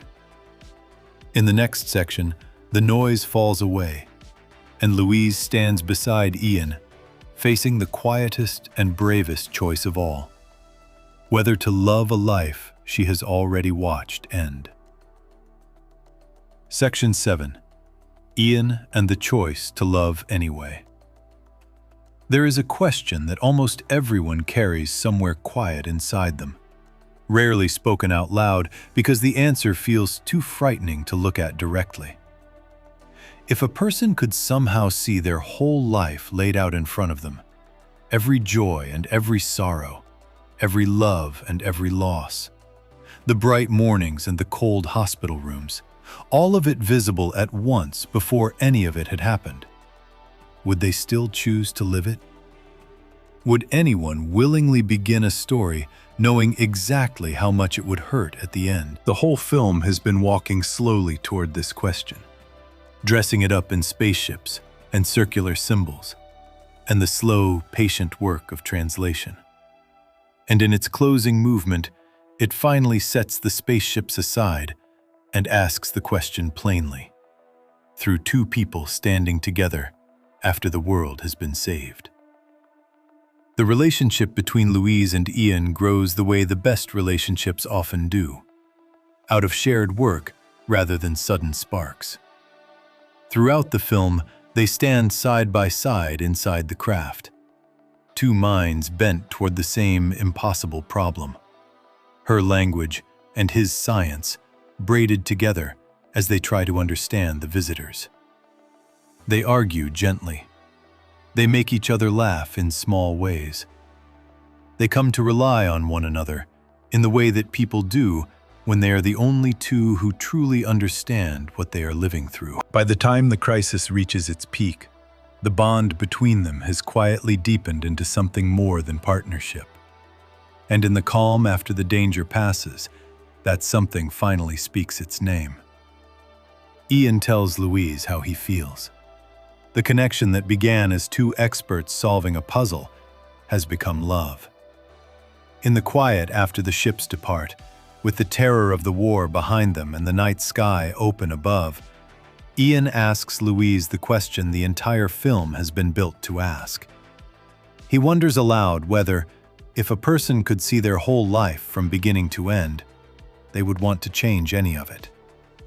It is the kind of thing two people say to each other in a tender moment, half philosophy and half flirtation. The sort of question that usually floats by without consequence, because no one can actually see their whole life. But Louise can. The language has finished its work inside her. She is no longer catching dim flashes of a future she does not understand. She can see the whole of it now, the entire shape of the life that is about to begin. And Ian has just asked her, without knowing it, the single most loaded question he could possibly ask. What Louise can see is almost too much to bear. She knows that she and Ian will fall fully in love.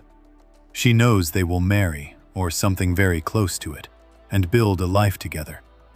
She knows they will have a daughter, the girl from all the visions, and they will name her Hannah. She knows the years of joy that are coming, the laughter in the grass, the small private world a parent and child build together. And she knows with perfect clarity how it ends. She knows that Hannah will fall ill with a disease no one can cure, and that the little girl will die far too young, in a hospital bed in cold, pale light, with her mother lying beside her, holding on. She knows, too, that her marriage to Ian will not survive it. She has seen that Ian will eventually learn that she knew, from the very beginning, that their daughter was destined to die young, and that she chose to have the child anyway, without telling him. And she has seen that this knowledge will break something in him that cannot be mended, that he will not be able to forgive her for choosing a love he never got to consent to with open eyes, and that he will leave. All of this Louise holds in her mind in the very moment Ian is smiling at her under the stars, asking whether she would change a thing. She knows the whole arc, the joy and the grief and the slow dissolution of the love she is only just beginning. And in the face of that complete and devastating knowledge, she makes her choice.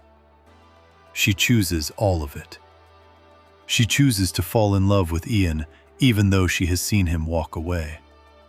She chooses to have Hannah even though she has watched her die. When Ian, in his happiness, raises the idea of the two of them making a child together, Louise does not hesitate the way a person protecting themselves from pain would hesitate. She says yes, with tears in her eyes, and she steps willingly into the whole beautiful and terrible thing, beginning a life whose every chapter she has already read. This is the moment the film has been building towards since its very first frame, and it is the answer to the title's question about what the film teaches concerning love and loss. The grief shown in the opening montage, which the audience mourned as a finished tragedy, is revealed as a choice freely made by a woman who saw exactly what she was choosing. Louise does not stumble into her loss. She does not have it forced upon her by a cruel and random world. She walks toward it with her eyes wide open, fully aware of every tear that waits at the end. And she decides that the love is worth the loss. The film's deepest claim is delivered not as an argument, but as an action. Faced with the knowledge that her child will die and her marriage will end, Louise chooses the child and the marriage anyway, because the alternative would be to refuse the whole precious thing in order to avoid its ending.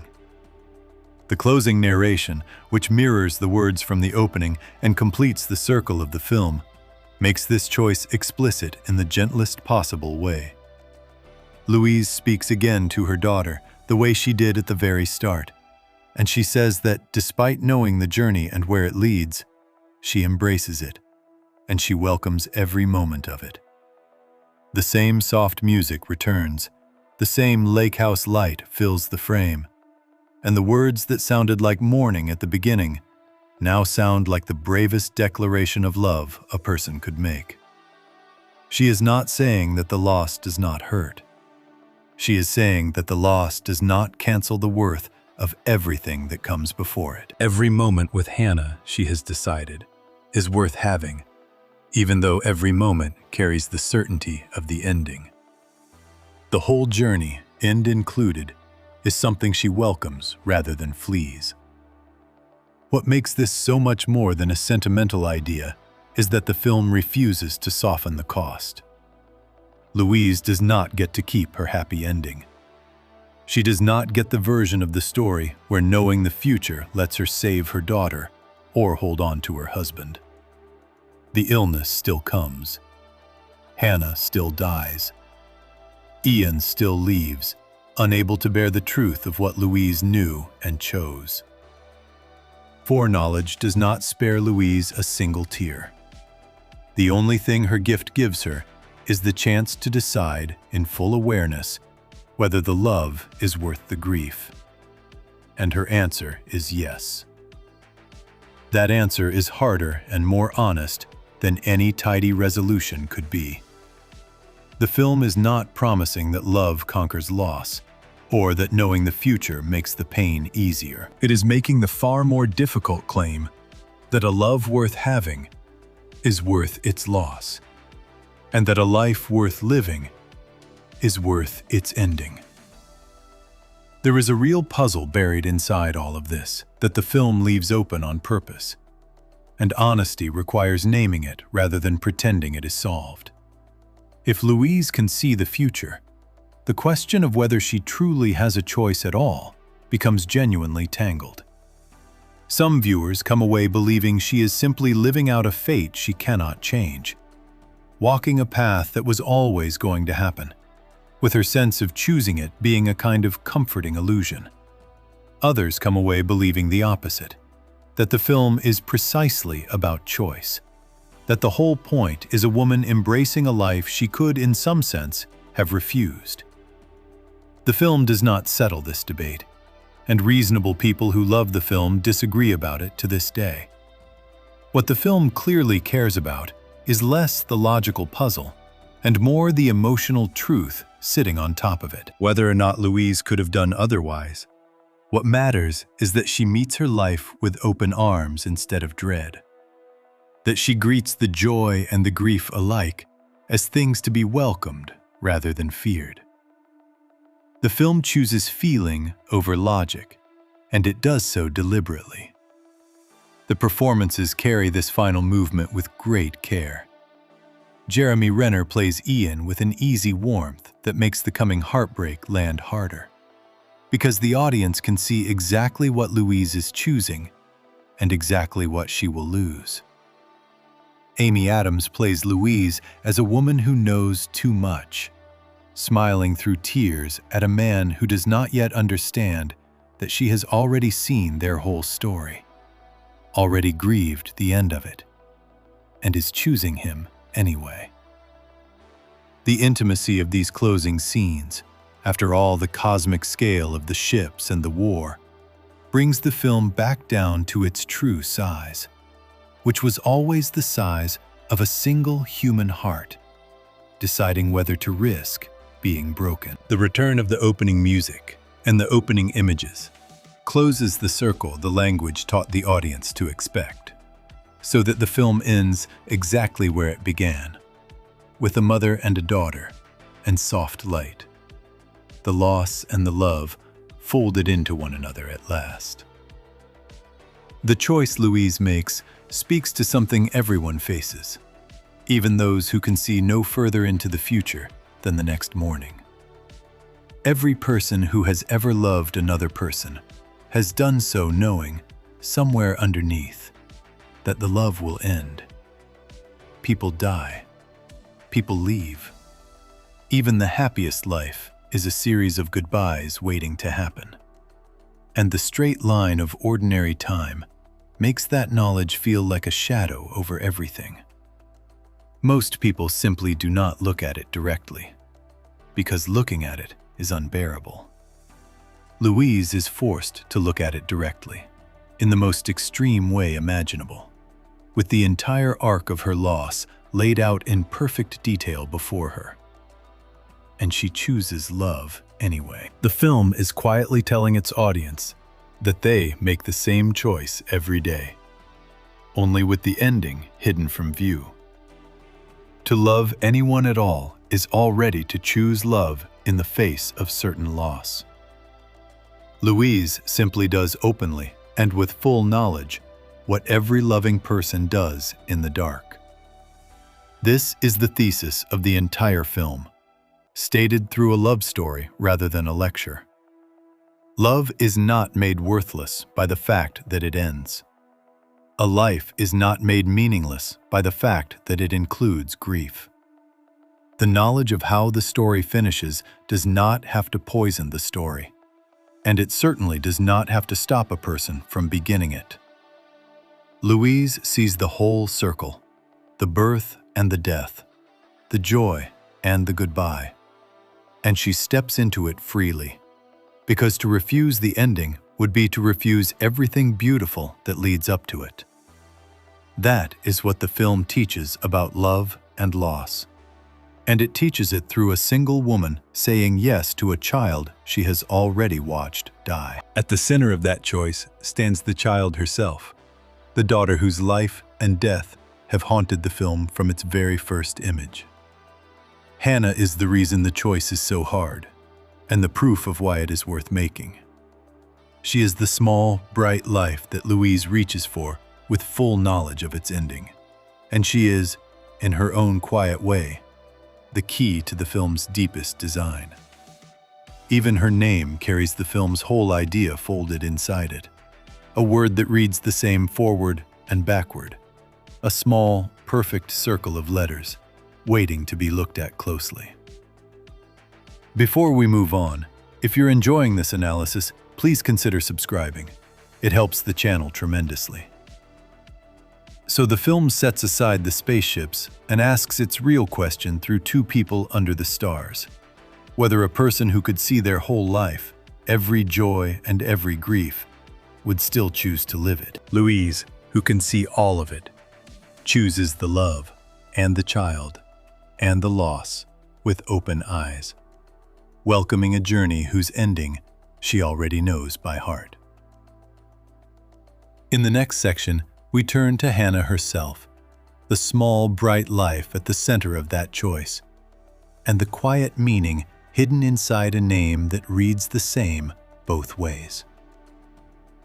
Section 8. Hannah, the name that reads the same both ways. A name is a small thing, only a few sounds, only a handful of letters. And yet, a name can carry the whole weight of a person inside it. Parents spend months choosing one. They turn the syllables over, say them aloud, imagine the word being called across a playground or written at the top of a school paper, or spoken softly at the end of a life. A name is the first gift a parent gives a child, and sometimes, without anyone outside the family ever noticing, a name can hold a secret meaning, a quiet idea folded into its letters. The daughter at the center of this film has a name like that. It is an ordinary name, gentle and familiar, and it hides inside itself the entire idea the film is built around, waiting patiently for anyone who looks closely enough to see it. Hannah is the little girl who has drifted through the whole story, the child of all the visions, the small, bright life that Louise chooses to bring into the world, knowing exactly how it will end. The film makes her real long before it explains who she truly is. Across the runtime, in scattered, tender fragments, Hannah grows up in front of the audience. She is a newborn, held in the soft light of the lake house. She is a small girl running through tall grass, full of the loud, bright energy that fills a child who has not yet learned that anything can hurt. She is a little older, drawing and making things, becoming a person with her own moods and questions. She is a teenager, taller and more guarded, pulling gently away into her own separate self the way all children eventually do. And she is a girl in a hospital bed, far too young, fading under pale machines while her mother holds on. The film shows a complete life in fragments, and it makes that life specific enough to love. The specificity is what gives the film its power, and it is worth dwelling on, because an abstract child could never carry the weight this story places on Hannah. The visions are full of small, real, ordinary moments rather than grand ones. A game invented between mother and daughter. A drawing pinned up and admired. A small girl asking her mother for a word she cannot quite remember, a scientific term, and her mother telling her to ask her father instead because he is the one who is good with science. A teenager's flash of frustration. The ordinary distance that opens between a parent and a child who is growing up. These are not the moments of a symbol or an idea. They are the moments of a real little girl. the kind of small, unremarkable memories that make up an actual childhood. And the film fills the visions with them precisely so that Hannah will feel like a person worth grieving, rather than a plot device worth analyzing. By the time the audience understands who Hannah really is, they already love her, which is exactly what the film needs. And then there is the name itself, and the quiet, beautiful thing hidden inside it. Hannah is spelled the same way forward and backward. The letters run H-A-N-N-A-H, and they read identically whether a person starts from the front or the back. There is no first letter and no last letter that differs from its mirror.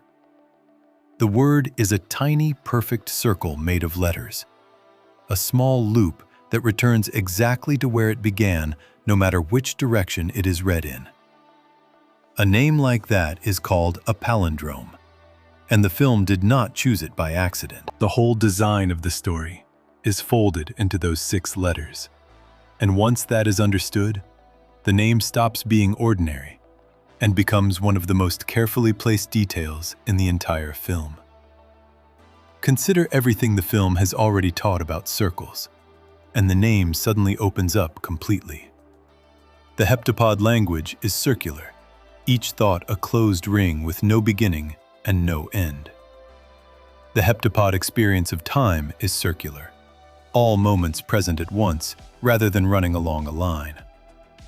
The structure of the film is circular, opening and closing on the very same images and the very same music, the end folding back to meet the beginning. And the name of the child at the heart of it all is a palindrome, a word that is itself a small circle, reading the same in both directions, beginning and ending in the same place. Hannah's name is the film's central idea written in miniature. A child whose name has no first or last letter, given to a mother who experiences her daughter's life with no fixed first or last moment, in a film that has no true beginning or end. The name is the whole film, compressed into 6 letters and handed quietly to anyone paying attention. The film makes this explicit in its closing moments, in a way that is easy to miss the first time and impossible to forget once seen. In a vision near the end, Louise holds her newborn daughter, or speaks of her, and remarks deliberately on the name, drawing attention to the fact that it reads the same forward and backward. The film stops, just for a beat, to point at the palindrome on purpose. It is the filmmakers tapping the audience gently on the shoulder, making sure the circle in the name does not slip by unnoticed. A mother who can see her child's whole life at once, who experiences Hannah's birth and Hannah's death as 2 points on a single closed ring, gives that child a name that behaves exactly the way her own perception of time behaves, the same in both directions, with no first moment and no last. The name is Louise's understanding of time made into a word and given as a gift to the daughter who taught it to her. There is something almost unbearably tender about loving a circle. And that is what Louise is doing when she loves Hannah. A person who lives on a straight line loves a child forward, hoping the years will keep coming, dreading the day they stop. Louise loves Hannah differently, because she can see the whole loop at once. When she holds her newborn daughter, she is also, in the same instant, lying beside her dying teenager. When she watches Hannah laugh in the grass, she is also watching the machines go quiet in the hospital. Every bright moment contains its ending, and every painful moment contains all the joy that led up to it. Because on a circle, no point stands alone. To love Hannah is to love the entire ring, the birth and the death and everything between, all held together in a single act of devotion. It is the hardest kind of love there is, and the film argues that it is also the most complete.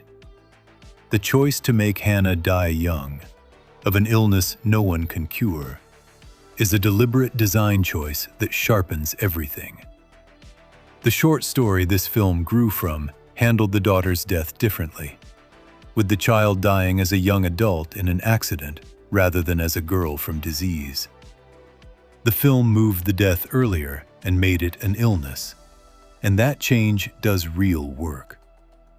A child dying at 12 from a sickness that medicine cannot stop is among the most senseless and cruel losses a parent can imagine. A loss with no one to blame and no way to prevent it. By choosing this particular ending for Hannah, the film makes Louise's choice as costly as it can possibly be.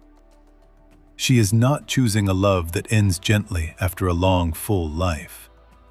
She is choosing a love that ends in the worst way a parent can lose a child. And she is choosing it anyway, which is what gives her decision its almost impossible weight. Hannah is, in the end, the film's test of its own thesis, the place where the beautiful idea has to prove it can survive contact with real pain. It is easy to say, in the abstract, that a love worth having is worth its loss, that knowing the ending should not stop a person from beginning the story. It is much harder to believe that while watching a specific, beloved, laughing little girl fade away in a hospital bed.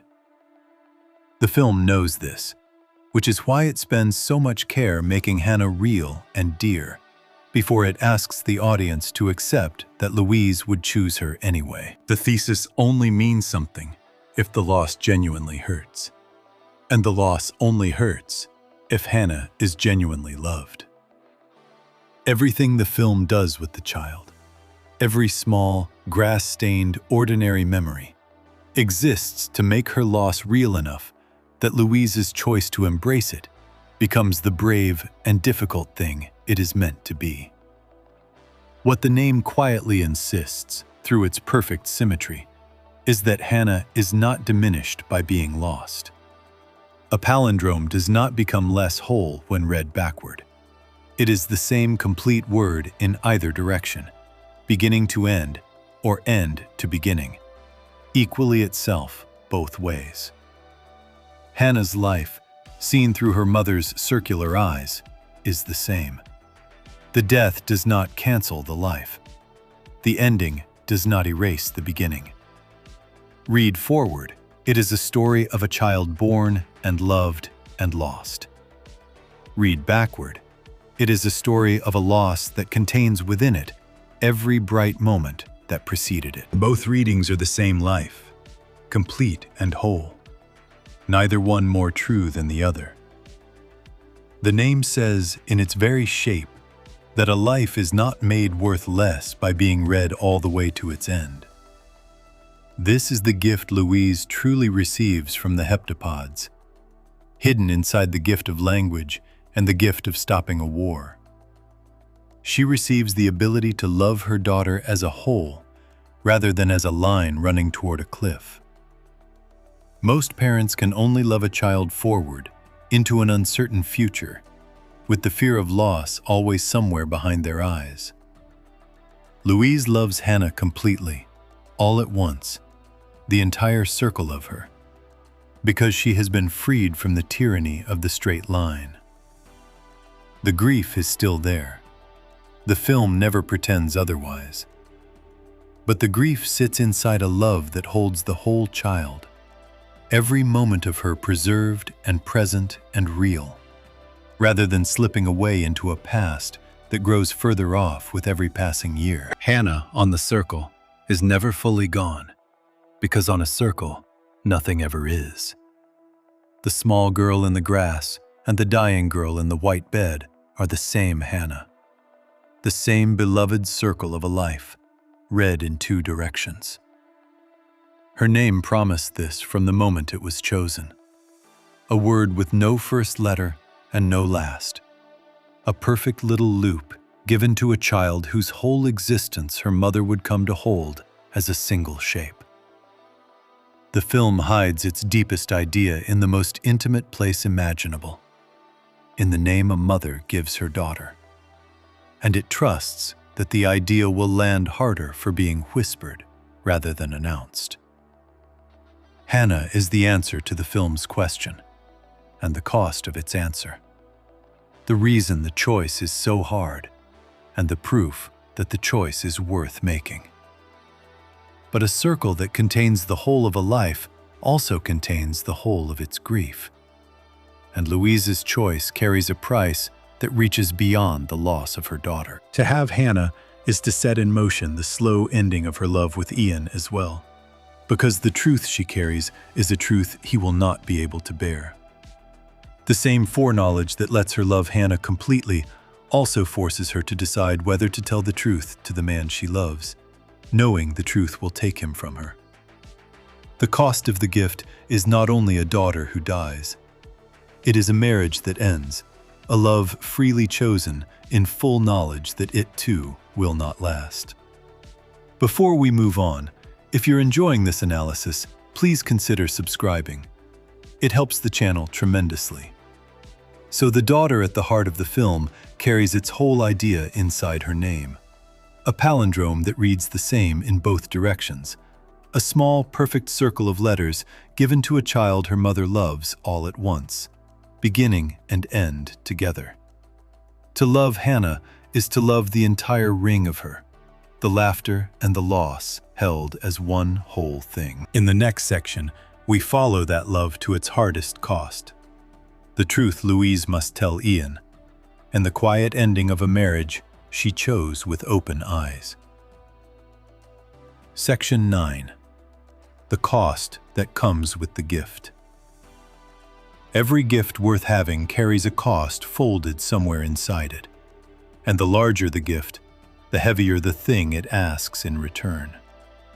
To see further than other people is to carry more than other people.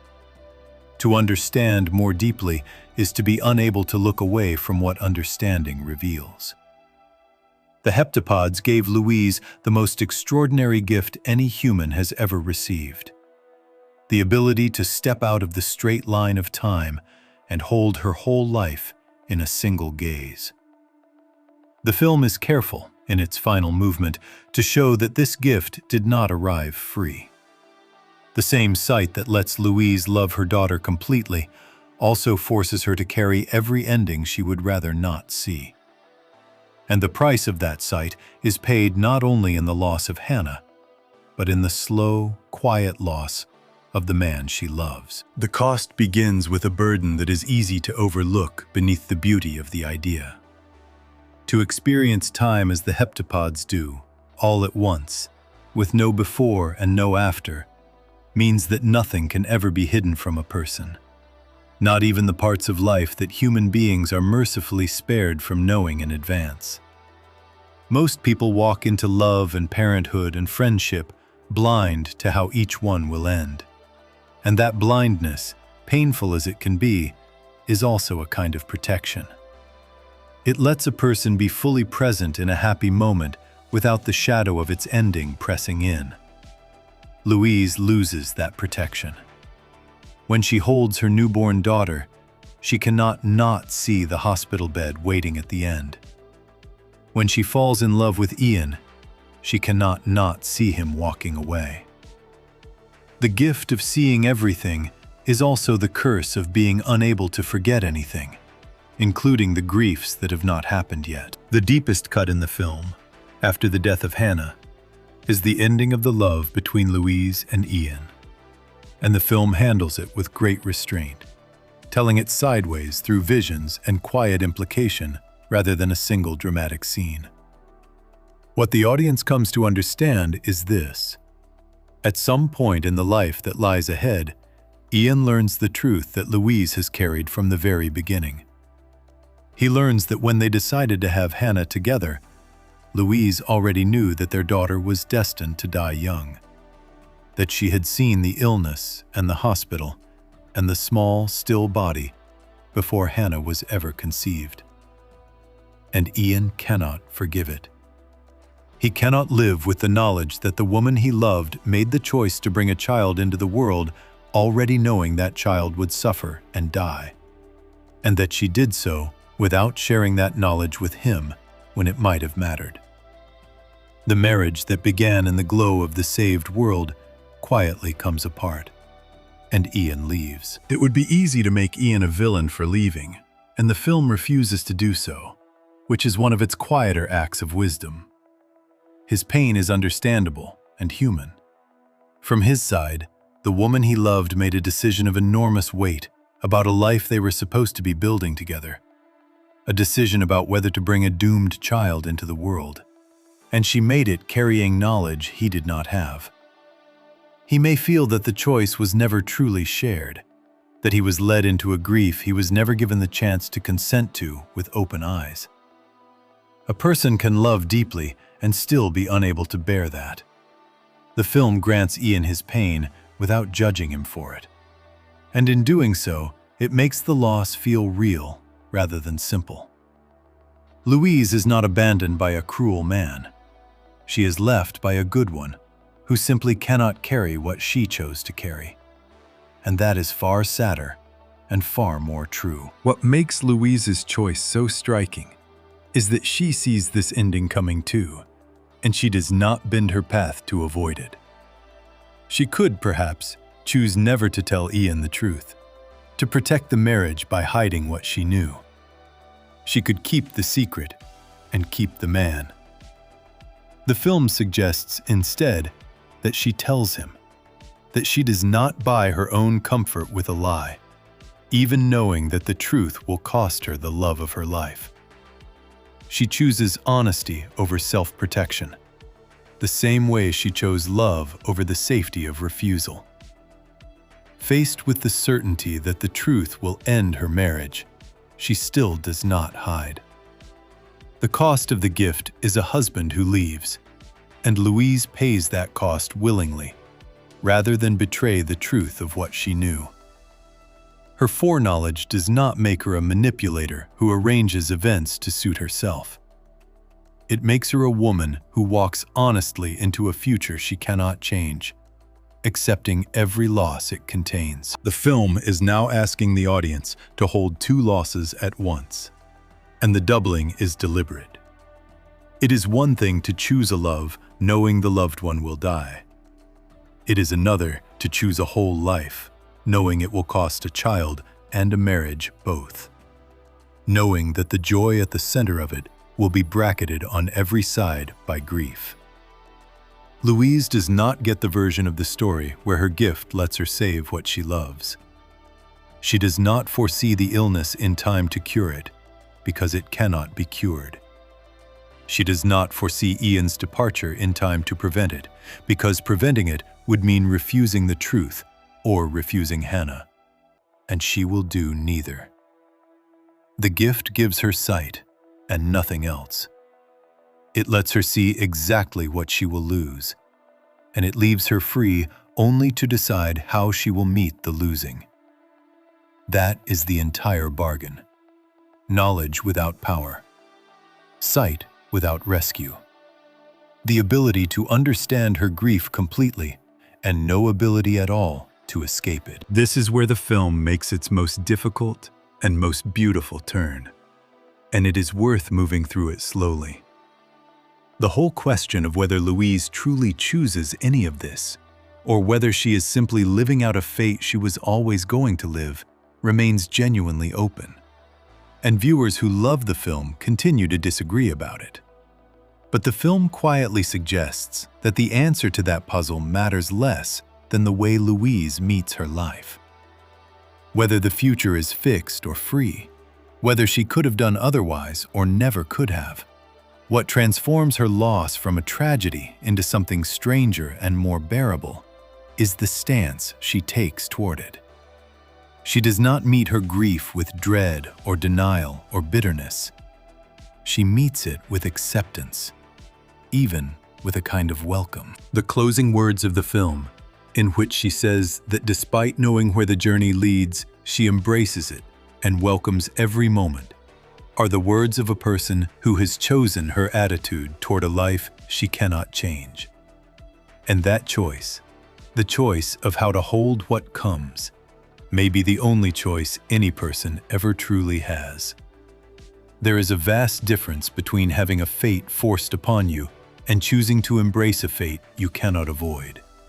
And the film lives inside that difference.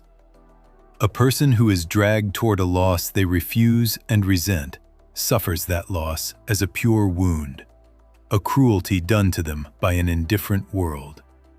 A person who turns toward the same unavoidable loss and chooses to hold it, to welcome the joy that comes bundled with it, to say yes to the whole circle rather than rage against its closing, suffers something different.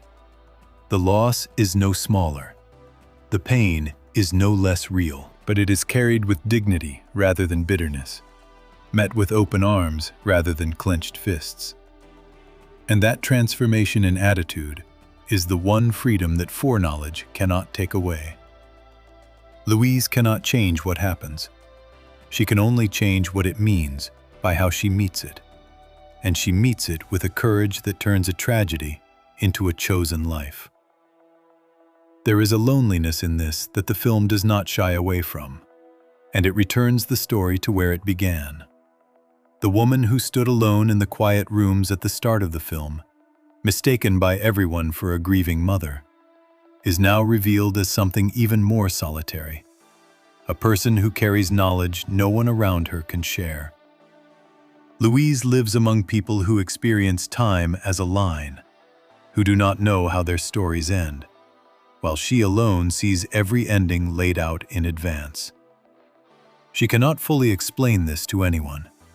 She cannot share the weight of what she knows with the very people whose futures she can see. The gift sets her apart, even as it deepens her capacity to love.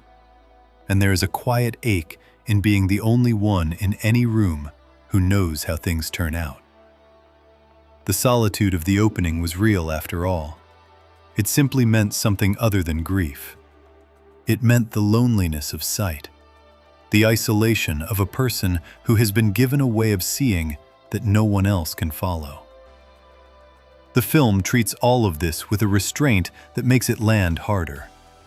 There is no screaming argument when Ian leaves, no melodramatic collapse, no scene built to wring tears from the audience. The losses arrive quietly, in glimpses and implications, and the soft, sad return of the opening music. The way real grief often arrives, not in a single shattering blow, but in a slow accumulation of moments that cannot be undone. Amy Adams carries the weight of foreknowledge in small ways, in the way Louise looks at the people she loves as though she is already missing them, already remembering them, already standing at the far end of a story whose beginning she is only now living. The performance holds the entire double burden, the joy of the love and the grief of its certain ending, in the same quiet face.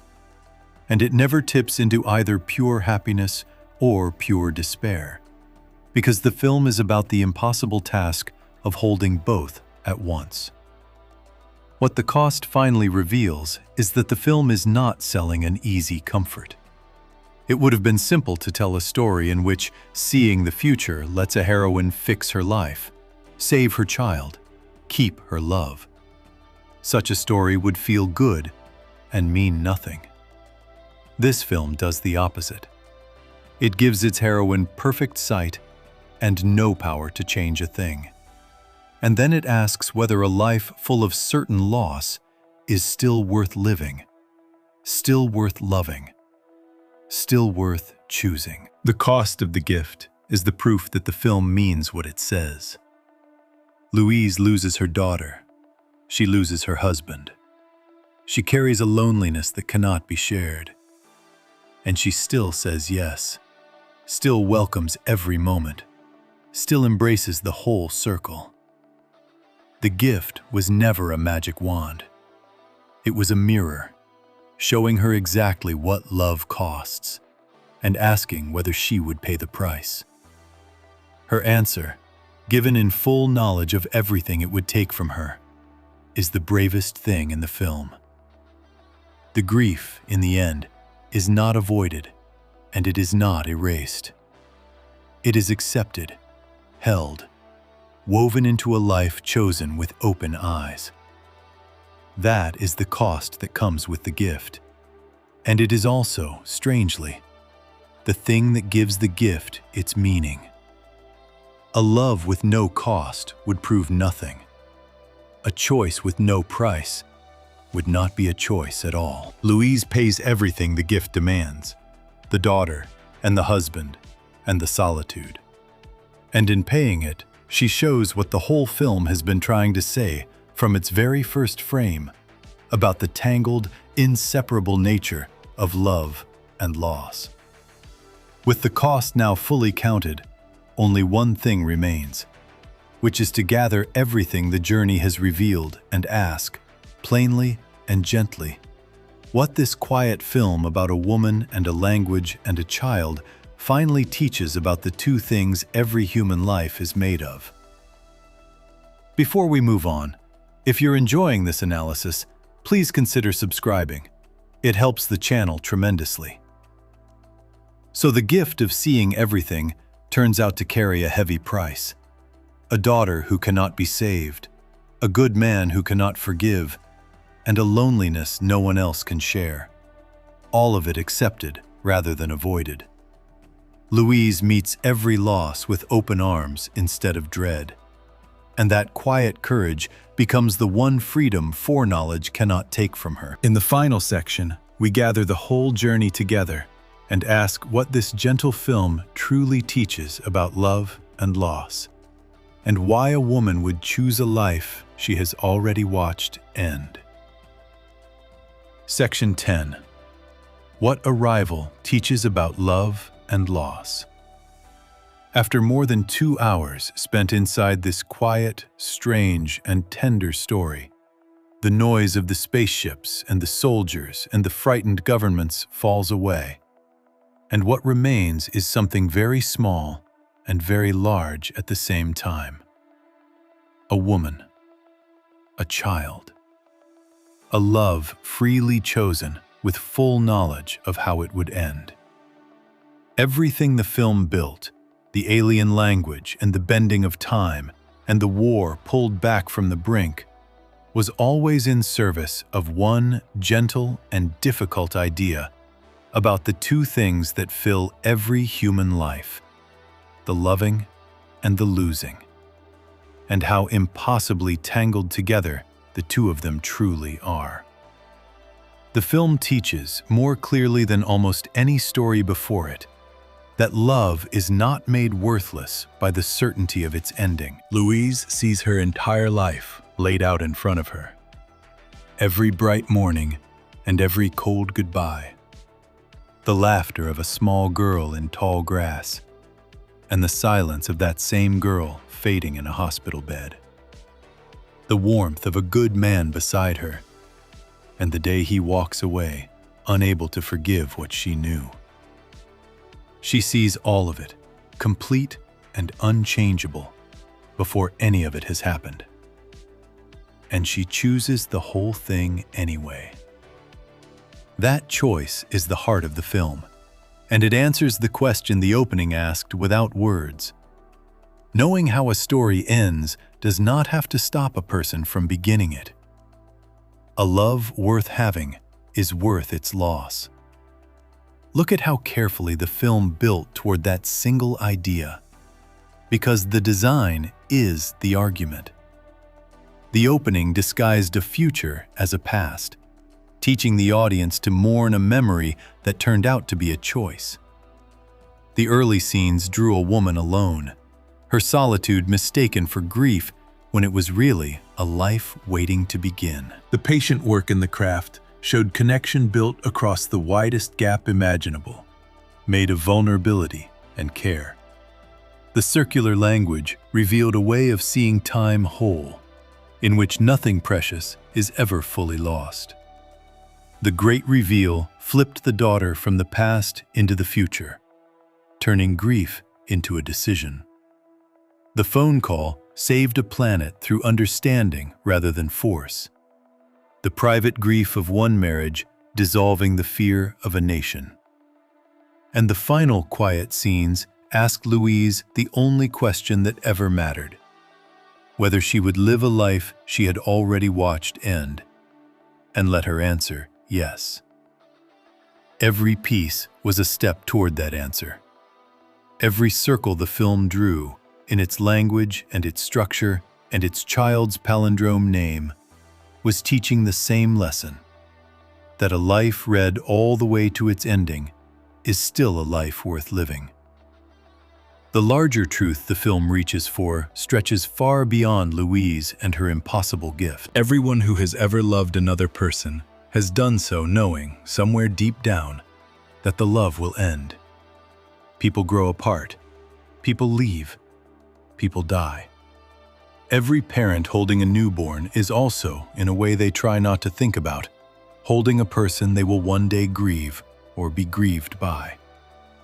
The straight line of ordinary time hides this from view just enough to make it bearable, letting people love forward into an uncertain future without staring directly at the losses waiting there. Louise is denied that mercy. She is forced to see every ending in advance, in perfect detail. And the film uses her extraordinary situation to shine a light on the most ordinary human condition there is. To love anyone at all is already to choose love in the face of certain loss. Louise simply does in the open, with full sight, what every loving person quietly does in the dark. What the film offers, in the end, is not a way to escape grief, but a way to carry it. The straight line treats loss as erasure, as someone slipping further and further into a past that can never be reached again, growing more distant with every passing day until they are almost gone. The circle offers something gentler and braver. It says that every moment of a loved one's life, once it has existed, exists forever, fixed and whole and real, never truly lost, no matter how far the calendar turns. The dead are still dead. The endings still come. But nothing beautiful is erased, because on a circle, there is no place where the past falls off and disappears. The film hands this way of seeing to its audience the same way the heptapods hand their language to humanity. Gently, without forcing it, trusting that some of it will take root and quietly change how a person holds the people they have loved and lost. There is a reason this film stays with people long after the plot details blur, and it has to do with how honestly it refuses the easy comfort. It would have been simple to let foreknowledge save the day, to let Louise see the future and use it to keep her child and her marriage safe. That story would have felt good and meant nothing. This film does the harder thing. It gives its heroine perfect sight and no power to change a single moment. And then it asks whether a life full of certain loss is still worth choosing. The answer it arrives at is quiet and enormous. Yes, because the only way to refuse the loss would be to refuse the love. And a life protected from all grief by being emptied of all love is no life worth wanting. Louise pays every cost the gift demands, the daughter and the husband and the solitude of knowing. And she still welcomes every moment. And in that welcome, the film finds something close to grace. The film also reminds anyone willing to listen that the way a loss is met can change what the loss means. Louise cannot alter what happens to her. The illness cannot be cured. The marriage cannot be saved. The future cannot be rewritten. The one freedom left to her, and perhaps the one freedom any person truly has, is the choice of how to hold what comes. She meets her grief not with bitterness or denial, but with acceptance, even with love, turning toward the whole circle of her life rather than away from its closing. That stance does not make the pain smaller. It makes the pain bearable, and it makes the life beautiful. And it transforms a tragedy that happens to a woman into a life that a woman chooses.